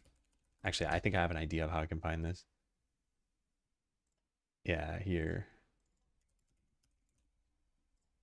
I know exactly how to get here. Okay, this post. Okay, so I don't know how many of you read Hacker News or how many of you saw this already, but this AI has a deep understanding of how this code works. This is a quote from a long GitHub thread. This person submitted an AI produced PR. The PR modifies 13,000 lines of code. And according to the author of this, one, they did not write a single line of this code themselves. And two, this code does what it's supposed to. So just at a high level so far, think of what you would do if you got 13,000 lines of code in a PR and the author wrote none of it, the PR author wrote none of it, and they say it works. Like, what would you do? And I think almost everyone would probably answer like, I'm not going to merge this, right? 13,000 lines, even just looking through that, knowing that a human wrote it, I wouldn't trust this. And this conversation is actually pretty respectful all throughout. And there are some like weird things that happen here and there. And anyway, it was just kind of interesting to read about. So the PR author kind of asserted that, why don't we allow this sort of thing? You know, what is it that's fundamentally wrong with accepting a PR, or even reviewing it with other AI if it's written by AI? And I think there are a lot of issues. In the Hacker News thread that I pasted in a chat has a lot of people who are just like, this person's off their rocker. Like, how could they expect this? And there is some more nuanced discussion happening there. But that's the extreme. That's definitely one extreme. If you have no AI on one end of the spectrum and all the way on the other end, you have all AI. You can still use all AI and have small PRs. This person, it's a mega PR. So it's like, yeah, super extreme. But yeah, I could see if you're making a small PR and you've got like some AI created tests and the tests do pretty much what a human would do. Yeah, I don't think there's a big problem. Tests don't really test anything. Tests like constant equals constant value. Yeah. That's a problem. You know, at Google, they had something that I thought was pretty interesting called testing on the toilet. I think they actually submit these things online so anyone can read these. Yeah. So you would see these in the bathrooms and they would give you some guidance on like, hey, here's how you'd write tests and everything. And I think there are non-obvious parts about writing tests that even probably senior software developers wouldn't necessarily know. I'm just highlighting a random page, by the way. I don't know what this even says. I haven't read it. But there were some examples of ones where they'd be like, here's a thing you should do, or here's a thing you shouldn't do. Yeah, so something like this. So you have functions that depend on a MySQL database. I assume you've mocked out the database, blah, blah, blah. And they've got some code snippets here. Again, I haven't read this whole thing. But you'd be like, oh yeah, I never thought about that. I should start doing that. So maybe some people, they see a function like, I don't know, some like int get cost, and it passes in an amount, and it's just like return amount plus 5. And they're like, okay, I'm gonna assert that get cost of 5 is equal to 10. And not necessarily realize like, is this a good test to have? Is it not a good test to have? How would you maintain this? How would you know that it's broken? What are we actually testing here? So I do think there's some amount of knowledge that needs to be shared around that stuff. Hey, Roosh, welcome in. What if this PR is part of training or research or training a neural net? Person creates a PR and puts comments in the neural net model. What do you mean exactly? Like this is basically like a stunt almost. So someone submits a PR with the like hidden intent. Because I guess that's possible. But this is at the expense of the maintainers of a repo. So in my mind, this is similar but not equal to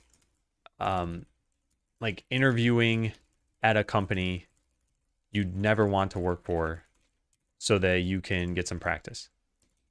It's similar to that. It's like you don't know what someone's intent is when they're interviewing, unless, you know, they're your best friend and they tell you. But if you've got someone sitting across the desk from you and you're like, hey, why are you interviewing at this company?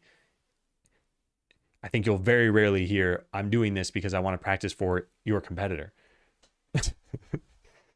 They just be like, just get out. Like, I don't want to support that practice. So yeah, in my mind, if you're doing this because you're trying to do this as research or to train a model, it's like you're doing this at the expense of other humans who are reviewing this. And sometimes, I wouldn't say exactly out of the goodness of their hearts. I mean, sometimes they're being paid, but a lot of times it's basically volunteer work. So yeah, I don't think that's really a good thing to do. The author said they wrote it. Would that change the situation? Would a 13K line PR ever be okay? Hey, Gavino, thank you for the raid and welcome in, everyone. I'm just going to respond to this question super fast. So I think a 13K line PR would have to go through like the proper PR channels. And I think that size would probably mean that there's trust involved and that you would have gone through some kind of design process first. So assuming those things happened, it might be that that's just kind of the only way you can get this through, but you'd have a bunch of people who'd be okaying it every step of the way. Whereas this person was essentially a stranger to the repo, dumped it all into the repo, and then said like, okay, it's yours now. You should review it, and I expect it to be merged. Hey, Buggy Burrow. Yeah, welcome in, Raiders. So today we've been kind of all over the place. I mostly decided that I want to just improve the game however I can. And I am doing so by looking through my to-do list, tackling small tasks, and filing larger tasks. But yeah, Kavino, you just started a new game, right?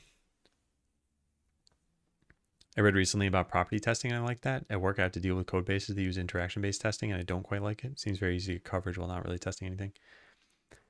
Yeah. Yeah, I think it sort of, this is one of those like at the end of the day kinds of statements, but I think if you have a bug, add a test to make sure it doesn't regress. And I think this is like a guiding principle that's pretty good, because a bug means a real world thing slipped past you in a way that you determined it was worth fixing. So a test should accompany it. Because if you think about it, you could actually start with 0 tests. And as long as you do this, you'll build up tests that you know are important. We did just start a new game calling it Job Hopper. Neat. I actually want to take a look at your stream really fast and see what it's looking like right now, because I saw when I was there the other day. Let me take a quick look. Oh, wait. Is this muted? It better be muted. Yeah, it's muted. Okay. All right, I see some 3D modeling. I see some is on floor. That suggests a platformer sort of thing. Then, yeah, we have the restaurant thing. Oh, yeah, this is what you were talking about with pizzas and everything, right? Is this going to be like one of those... what's that game called? There's Overcooked, but then there was some other game that was supposed to be like a roguelike version of Overcooked. Plate Up? Is it going to be like Plate Up? Okay, no, different. I see. Also, is Plate Up even what I'm thinking of? Yes. I did not like Plate Up. All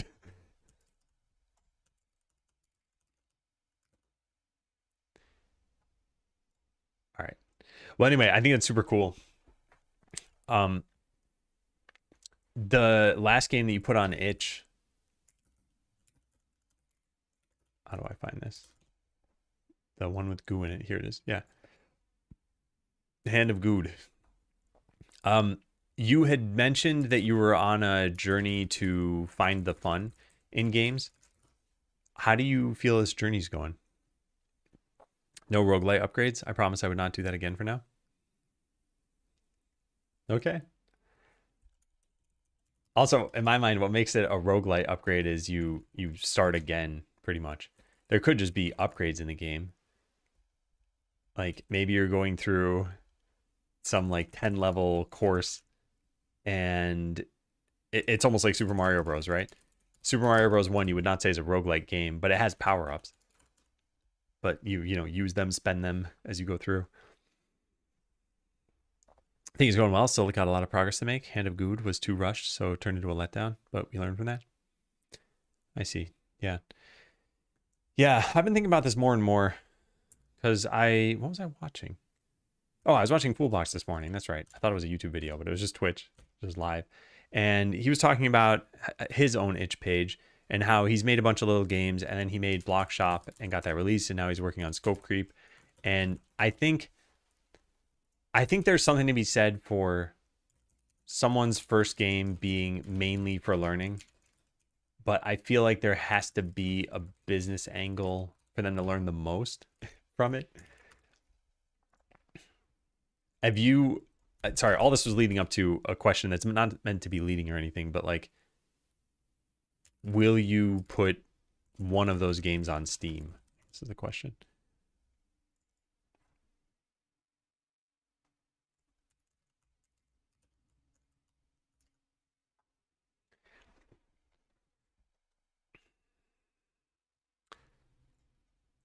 Okay, let me take a look at this over here.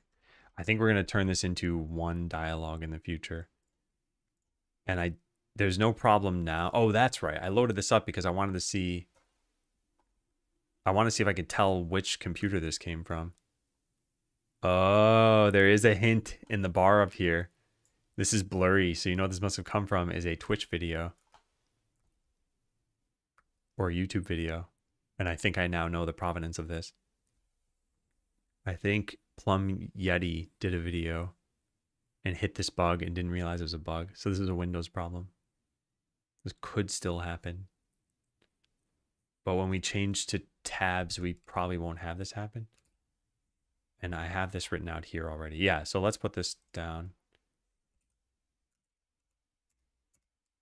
If we don't turn this into a tab dialog, then I think we may have a problem on Windows where the two bone mode dialogues can pop up off set from one another. I have, yeah, nice. I didn't use that. Let me paste this over here.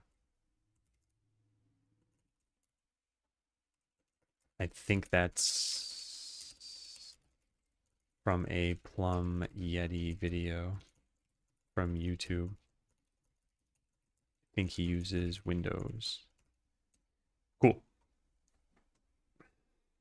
I don't plan on putting any of them on Steam. Basically training to get good enough to release something decent on Steam. I see.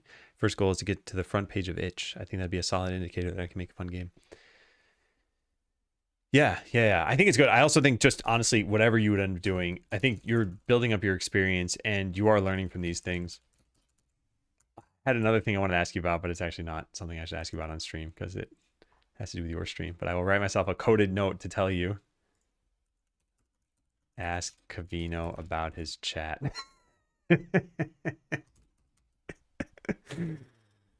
Yeah, also, what's your social security number? To be honest, at modern games, fun at least when games don't force you with farm something for a few hours just to fill game time.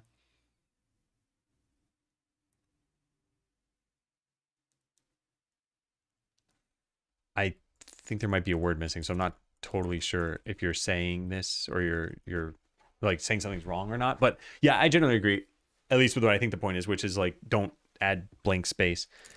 I think this goes for any form of media too.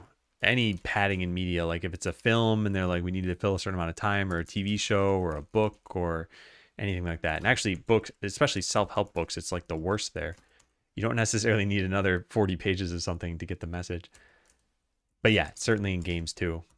It's like the place I feel like developers may do this the most nowadays, and I don't actually have stats on this or anything, is if your game clocks in at like 90 minutes, people might probably try to pad it out beyond the refund period. So it's like add about 1 hour, and now they'll be at 2.5 hours, which is beyond the refund period. And if you don't have actual gameplay, then it's like just slow things down. Oh dear, about chat. Yes. I'd like to ask you about the cult and all of their social security numbers. Yeah. All right, where do we leave off of this? This is done. When an item is on the ground, spam clicking, alternating between left and right. It'll show itself flying from 0, 0. Is apparent when using quick move menu, just mashing 1. Put a bunch of items will have this happen. Hi, cat. Want to come over? All right, take care, Cavino. I hope you have a good dinner. Thanks again for the raid. Let's go test this out. Hello. She jumped so gracefully onto the desk. If you ever see a cat jump towards something, pretty fun to watch. All right, so how do we test this? Just spam click stuff on the ground. Hi, yeah, you want to come sit down? Hi, come on over. Okay, I grab you and I hold you here. Good cat. All right, so we just got to spam click some stuff. I think we can even spam click it into the warehouse. So if we just press 2, oops, that's not the warehouse. Whoopsie doodle. Okay, yeah, that's it. That's all we have to do. Just press 5. This should be something that's not, why is it not happening now?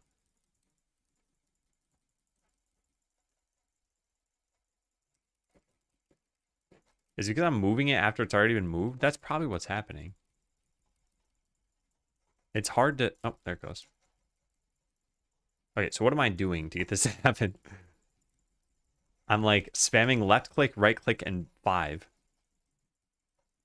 Okay.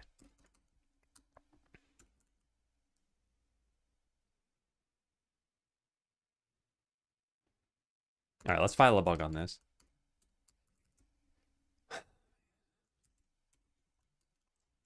Bug when issuing commands to a held item. Okay, so the repro is very simple. Unlock the warehouse and the quick move menu. Put an armor or weapon into the warehouse so that workers don't take it. And then spam left and right click on the item while mashing 5. Hey, Pressel. Hope your oatmeal's good. We've got a very clear understanding if just oat is enough. Never guess what I'm eating. One oat, just a giant oat. You're gnawing on it like a like an animal with a salt lick.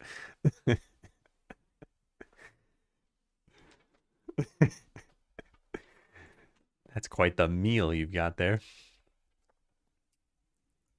Okay, so when you do this, you'll see the item. Actually, I could just link to the VOD, right? One singular unsalted oat. Ah, delicious.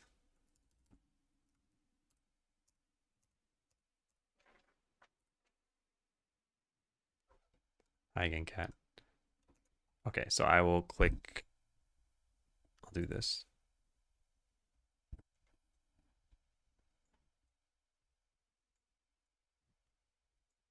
There. What time is it that you're here already? It's 3 o'clock. Cat. Cat, it's not nearly. No, she's blocking the camera. It's not nearly time for your food. I see Kevin through stream chat, but not my browser chat. Really?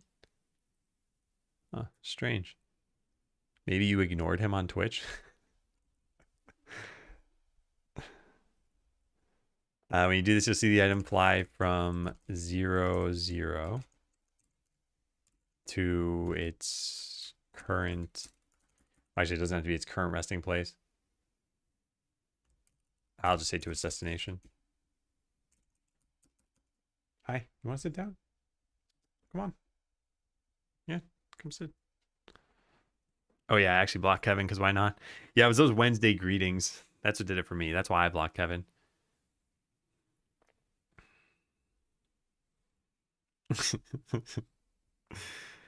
Can you imagine if I actually blocked Kevin? He's still submitting PRs, and I'm still reviewing them, and I'm not talking to him at all. All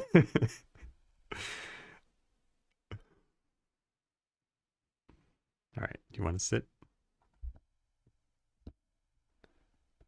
Okay, I wonder if it's because we try to issue 2 commands to the same item.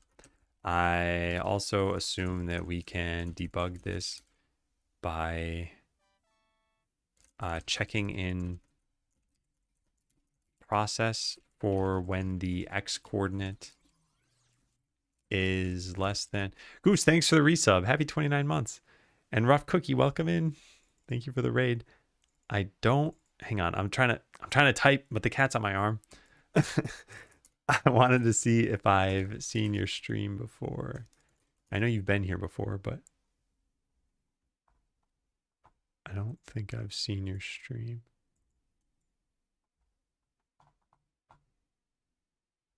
Oh, your stream currently has the not getting a signal message on it.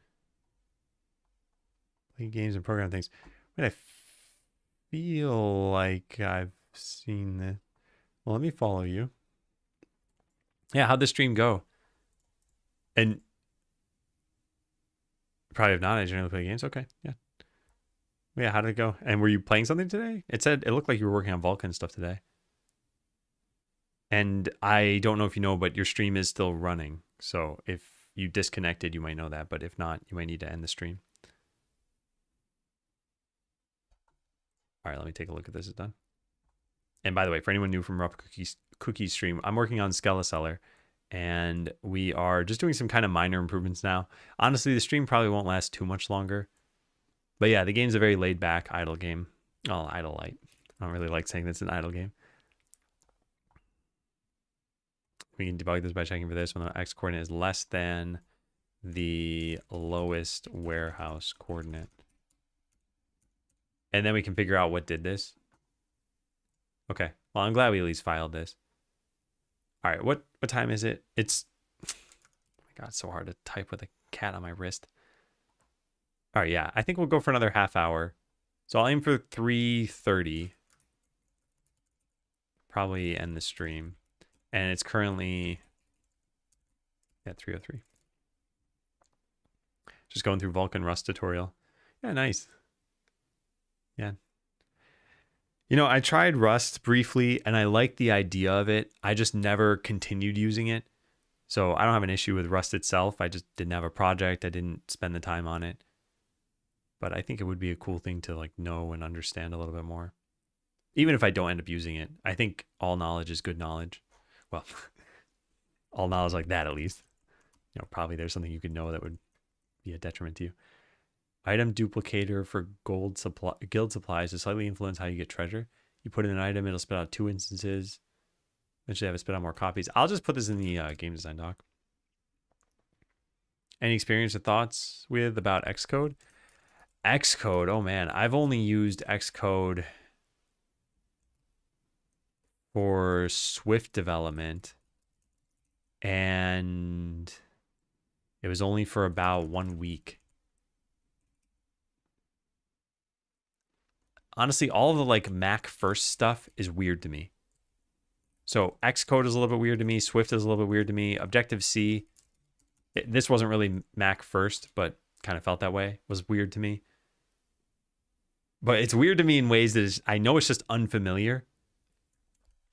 And then I need to get used to it, and then it's probably fine. And the thing that's probably the most fine of those is Swift. Yeah. But yeah, everything else, it just felt weird. But why? Is there something in particular? It's just weird, not just to you. Yeah. Actually, this reminded me. I guess I had to use Objective-C for something a long, long time ago. But I don't remember what at this point. Because I don't know what I did with a Mac. I would have only probably needed it for Mac. You think it's a good IDE to use for Swift mainly? Yeah, I think it's probably fine. Yeah. I don't think there'd be a problem with that.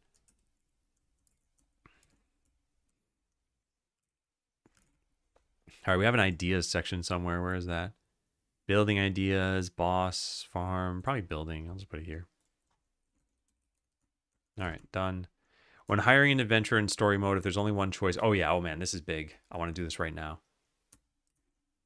Okay, let's go get started on this thing. Yeah, this is a great task for me to do because this has confused a couple people. So this is exactly the scenario that people have complained about. It says, do you want to hire another adventurer? And they're like, I have more than 35 gold. Why can't I click this? And it's because you have to click the rogue first. But there's only one thing there, so we should just select it for you. So let's save this. And let's go figure out where that comes from. Do you want to hire another adventurer? Do you have to yawn in my face? What a great little cat. Hi.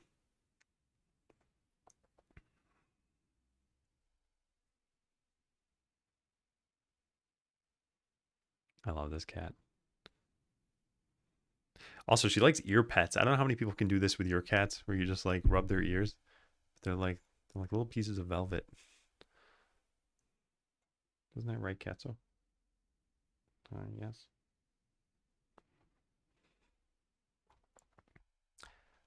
All right, so where do we have the selected adventurer here? Yeah.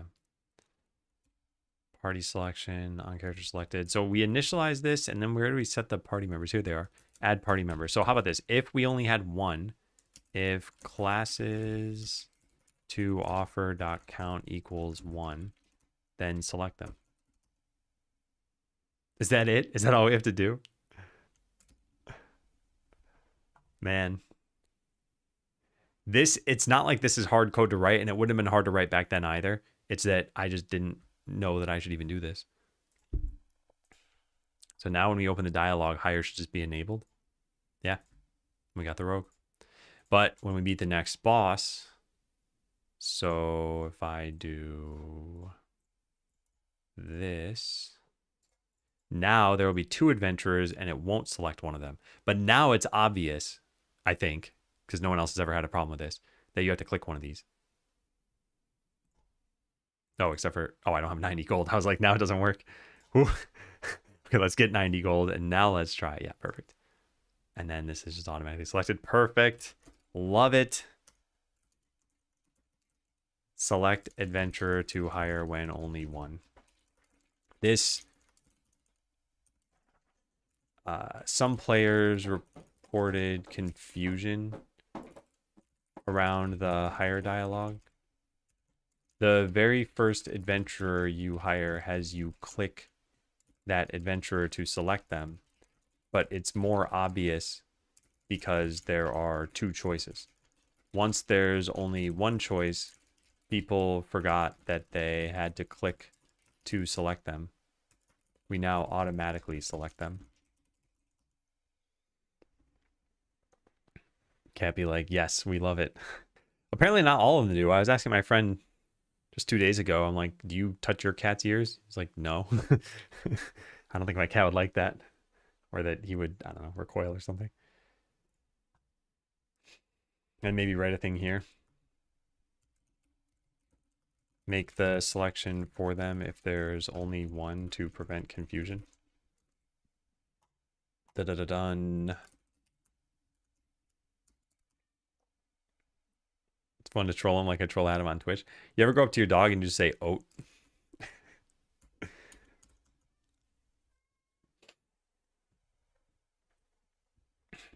Okay, consumables could all be done via the enchanter with custom spells. I'm just deleting this. Time for time tips are based on when you loaded the file, so you only see wish list. Yeah, I don't think we should have time tips at all. Let me see. How many do we have? 1, 2. Okay, that particular time tip might actually be helpful. But yeah, the wish list one I already have written down. And this being based on when you loaded the file, I think is okay. I just, yeah, it's just not worth tackling. Or you know what? How about we do this? Let's file this as a bug and just close it immediately. Timed tip are based on when you loaded the game.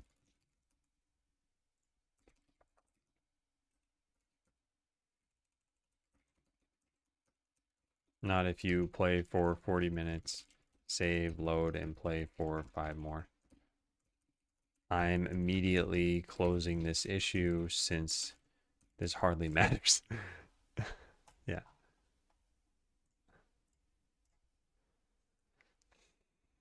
Touches tail. Wow. Huh. Yeah, Abby doesn't mind. She's got a little spot on her stomach, and we call it her forbidden spot because that's the only thing she doesn't want us touching. But everything else, like if I touch her paws or her ears or her tail or her leg or something, she doesn't care. Can I show you the forbidden spot? No, it's not showing. There's like a little peanut butter colored spot right under there somewhere. How does she feel about feet touching? The cat controversial? That one of mine love? Yeah, I don't think she loves it or anything. She just doesn't really care. That's all. I touch her little toe beans every once in a while. She's got very colorful toe beans. Can I show you a picture of this?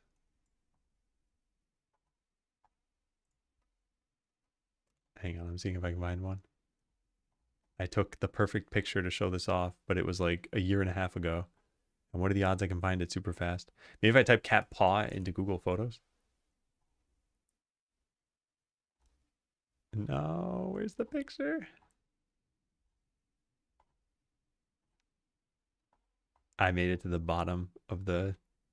Yeah, I didn't see it quickly enough. Oh, well. Oh, wait. I think I found... No. Yeah, I did. All right. Here. Look at those toe beans. every color. We got pink and like a dark brown, and she's got some like spots on some of them.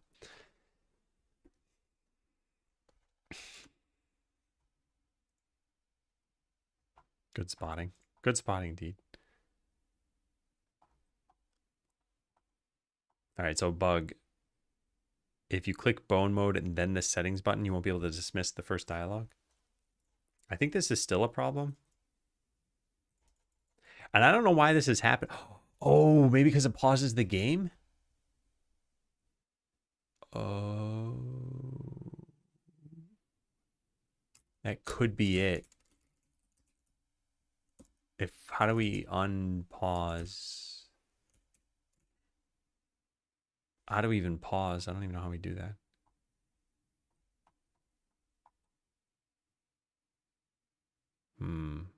Oh, there, right there. Pause. I had it selected. I even had searched for the word pause. I don't know how I missed that.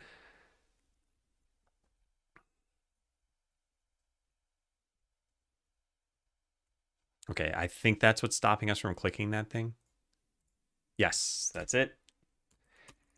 So there are a couple ways we could do this. One is that we could set the process mode to be always on those specific dialogues, or just on every dialogue. I think the problem with doing it on every dialogue is that it means you'd be able. Wait, no, it doesn't. What am I talking about? Hang on a second. Let me try something.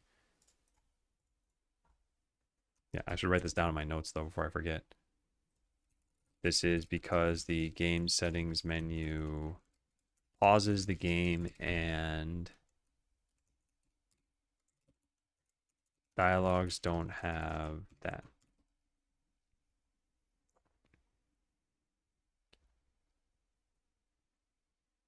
Okay. How do we do this? We need to spawn a dialogue. The only way to open the menu is to press escape, and escape closes the dialogue.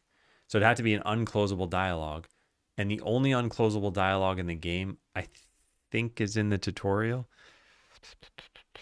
Let me think about this. Where does that even show up? Yeah. So wouldn't that be a problem? No, but there's a z-index problem. That's the real issue. The real issue is the z-index. Z-index? Game settings should just show above the dialogue. Yeah, do I even bother going and looking for this? How do I even get into the tutorial without intro? How does that work? The cat's going crazy right now. Man, she gets really meowy before her feeding time.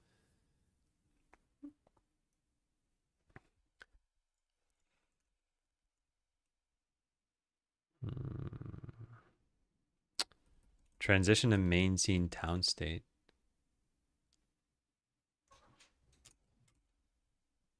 Oh wait, no, intro's not the same as the. It's not the same as the tutorial. We skipped the tutorial. Yeah, what am I talking about? All right, we just get rid of skip tutorial. There. Easy. Again, just not thinking about this stuff.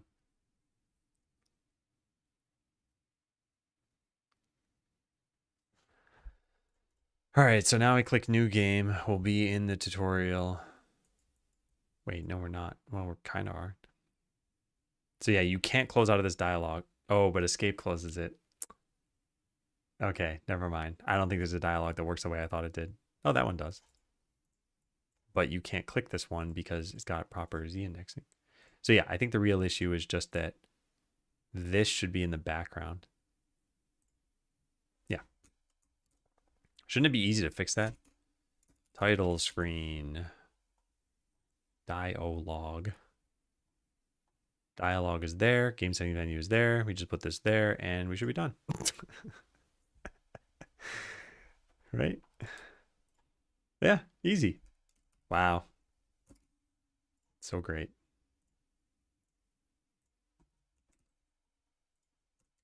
Move dialogger on title screen.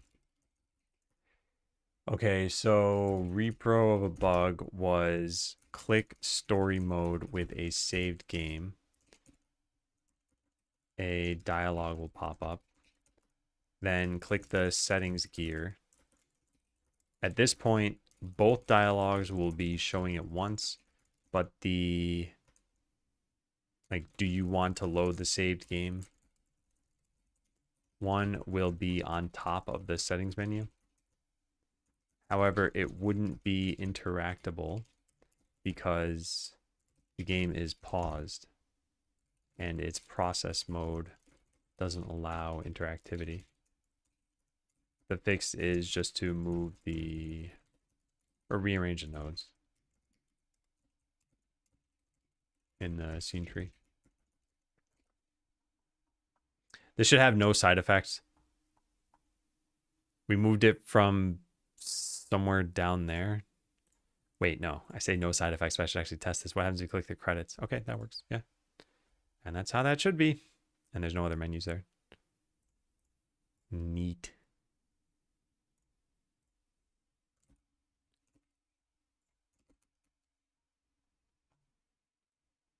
Okay, done with that. This is a pretty good idea. I'm going to save this on the design document. UI ideas. Problem is I don't know when this was. So I'll just say like Oakleus late 2025. Mid to late. Yeah.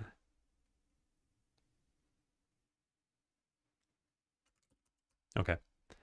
Holding a crop should show as a target. I just filed a bug on that. Modify notes and maybe an MD file about RC edit, which shouldn't be needed in 4.5. Oh, yeah. Do we even need RC edit? Not here, we don't, but I think I might have mentioned it over here somewhere. Exporting builds.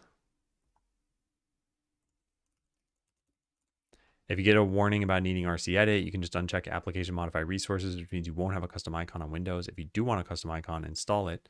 And apparently Wine following these instructions. If you don't want to use this, they have instructions farther down saying you can compile this yourself. To use Wine through the, oh my God, yeah, I forgot about all this stuff. Did I get this working then? So I publish Skeleseller for Windows from a Mac, and no one's ever complained about the icons. So I'm guessing it's fine. But that's because I use RC Edit.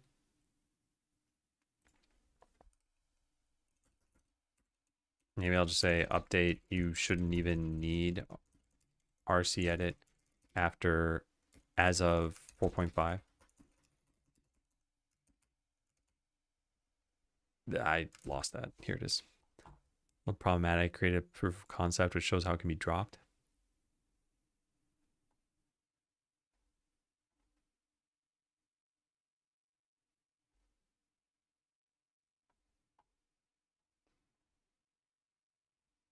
Man, open source is awesome. It's just, yeah, it's incredible. And kudos to this person.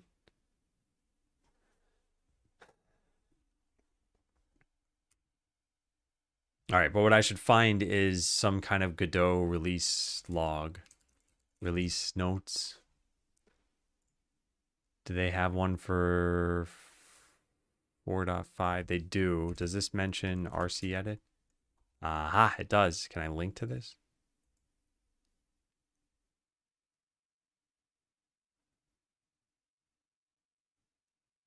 They have an ID there. Can you just arbitrarily do this? You can. Oh. Okay. Well, that was easy. All right, but I use RC edit. So what are you supposed to do instead? Windows exe file metadata, such as custom icon, is stored internally as resources. For years, in order to modify these, needed access to RC edit.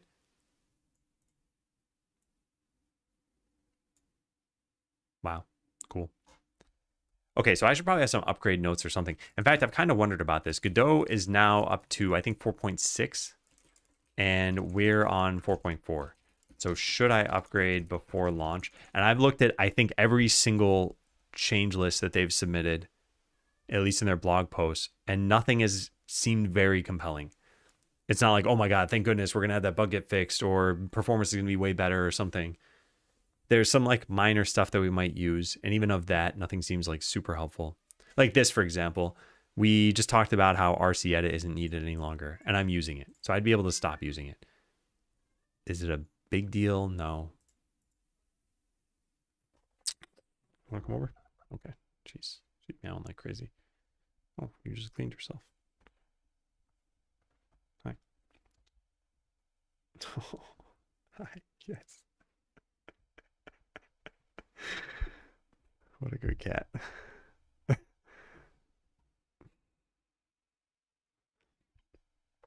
I don't know where to write this then. I'm going to forget about this. I should probably make some like upgrade notes somewhere.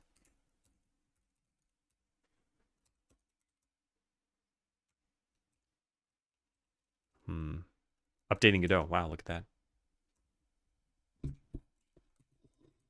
Upgrading to or beyond 4.5. We can get rid of RC edit. Cool. Yeah, she wants... So the thing is, she wants food. And I think that's all she wants. I don't think she wants attention. Like, if I give her attention, she starts trying to lead me to the food. She might be okay with just playtime. But I think she expects food after that.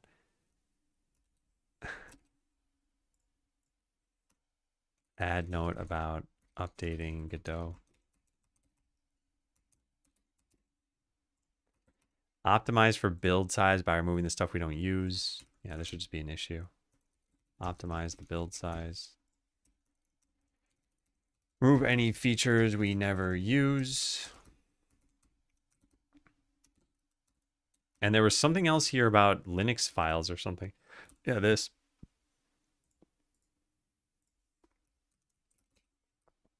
So let's write a note about this stuff.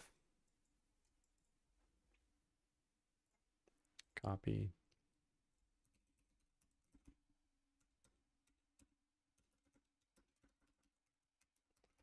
Good. We're deleting a bunch of stuff from the to-do list.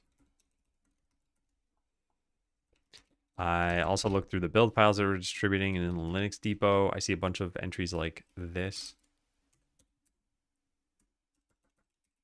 Can we get rid of these? They're inflating the build.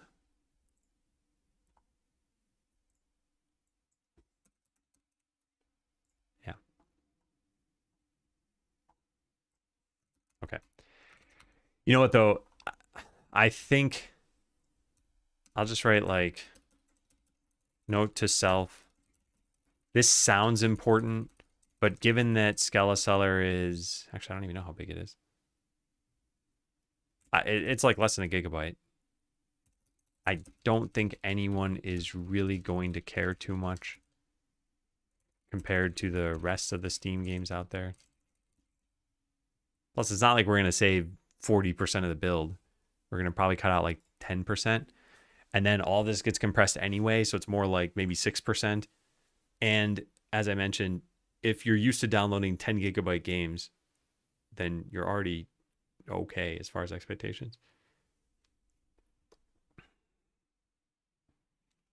It's not like people are going to be doing this from a phone network or something because we don't have a phone game. I guess it could be on a hotspot, but still my point kind of stands that I'll try this, but I shouldn't spend a lot of time on this. Also, I meant to italicize that. And so don't spend a lot of time on this. My 2002 hard drive has concerns. Oh, man. When I was visiting family recently, my aunt showed me her laptop and said, hey, this is pretty slow. Can you find out why? And I looked. There's one drive, and it was 60 gigabytes, and it was 100% full. And what baffled me is not that it got full, but that it was only 60 gigabytes. And I was like, when did you buy this? And it was only a few years ago. And I was so surprised. I just didn't realize that they made laptops with such small drives because Windows on its own takes whatever, 10 gigabytes or something. I'm making up a number here. So I don't know what drive size it actually was originally. I think it was 60 something. So yeah, Windows took up a bunch, and then whatever files she had were some of the rest of them. So anyway, a 2002 hard drive. What were we talking back then? What were hard drive sizes in 2002? 500 megabytes to 1 gigabyte. Crazy. And yet at every point in tech history that I could remember, whatever the expensive drives were, I was always like, oh my God, I'll never fill one of those. At every single point. And now I see drives that are like 32 terabytes, and I'm thinking the exact same thing. Like, I'll never fill one of those. I don't know what I would do with that much data.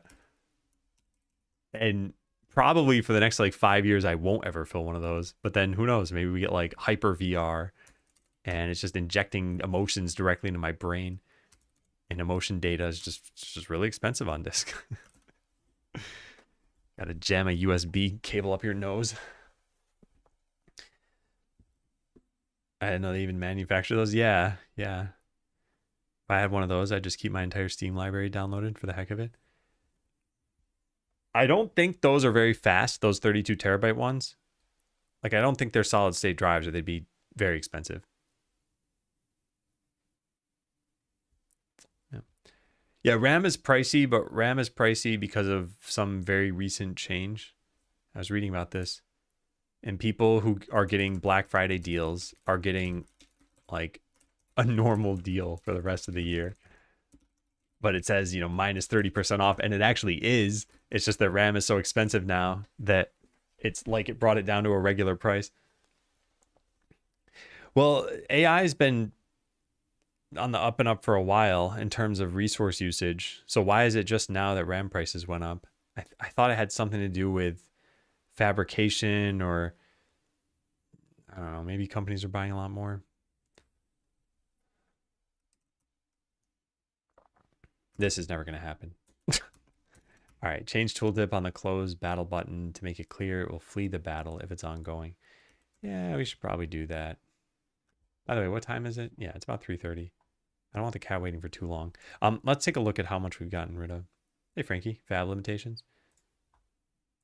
All right, so 5,489 is actually not as much as I thought it might be. So we got rid of about 6,500 characters. That's pretty good. That's like 13% or something, estimating. And actually, what's more important is we didn't just delete everything. I actually took care of some of those things, and one of them is something that will definitely help people. So let's fill out the journal. Spent the afternoon organizing my to-do list and actually getting some tasks done. This is why I need to clean my keyboard. I've already pushed, so let's go look at the commits over here. I like to just get an idea of what I did. So fix an exception. Was this before the break? I think it was. Wait, you can't hover over this? How do I tell when I did this? Oh, there we go. 11:40. Yeah, that was before the break. And then I think this 3 hours ago was after the break. No, it's still before. All right, so then it was starting with this stuff, I think. Hey, Water. Really like that keyboard? Yeah, I like it too. It's called a corn keyboard. And it's only got 36 keys, so it is very... I moved my keyboard and I'm like, why aren't my hands in the right spot? So it's very small, and you also have to use layers for a lot of things that you do. But it's pretty usable. I've been using it for about, I think, 3 years now, maybe 4 years. I always forget exactly when I got it. But yeah, I like it a lot. All right, so this was 2 hours ago. So we did this. So let's look at these. Improve worker moving around chest, fix bug with the treasure room. What was the bug? Oh yeah, nice. No one will ever realize that. All right, so this one's important. This one's not important. This one's definitely not important. This one's not important. This is important. This is important, I think. So 3 important ones and like 4 not important ones, and then a whole bunch of issues that we just took care of. All right. I got some ideas and stuff I have written down. So here's what I'm wondering about. I still don't know what I'm going to do on Monday, but I think we should probably try to tackle controller support. Just suspect this is going to take a long time, and there's going to be a lot of like, how do we best do this? And yeah, but we probably should look into that.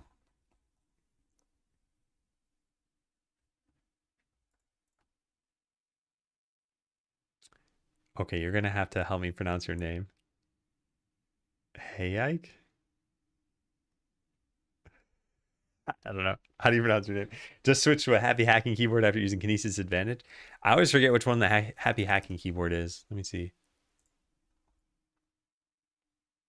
There's another one I think called the ultimate hacking keyboard that I think I get it confused with. Yeah. This is the one I always think of when I think of happy hacking, and it's not that. Let me look at the happy hacking one.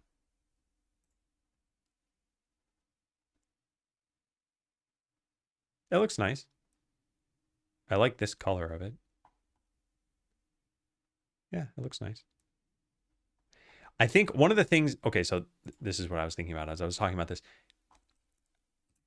One of my typing habits is that I press space exclusively with my left thumb. And on a normal keyboard, my right thumb did nothing. Ever. So I like it when whatever's in the center of the keyboard where your thumbs would naturally rest has multiple keys. So something like the plank keyboard,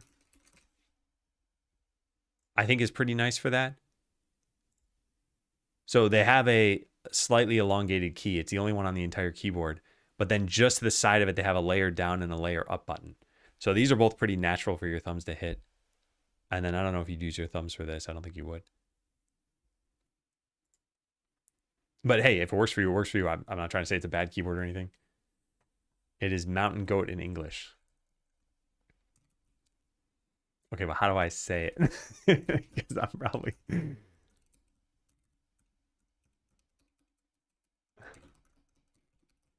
Let's find out. Mountain goat English.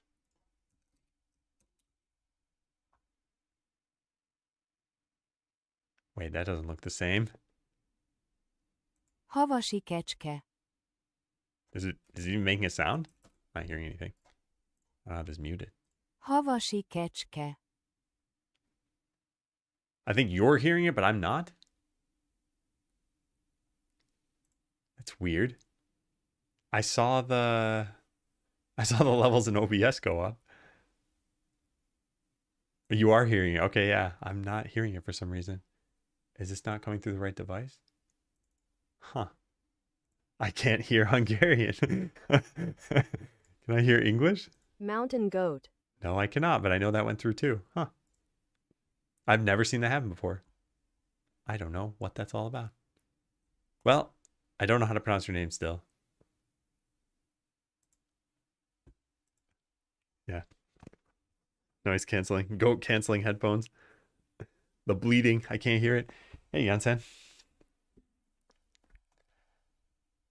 Okay, so Kevin's PR. I got to write this stuff down. These are like follow-up pieces of work. Event-based work. So Kevin's PR will put here. Once the battle map is cleaned up, put that there.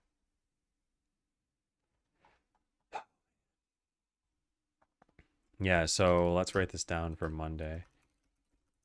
Journal, tenets, start planning controller support. I want to make sure we have a solid foundation for this. Talking about the PR, just updated it. Like it's ready for review updated? Because I can look at the PR first then. Look at Kevin's PR.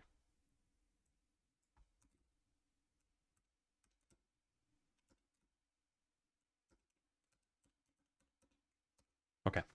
Yeah, I'll do that on Monday. Okay, and ad's about to start. I'm going to go find someone to raid.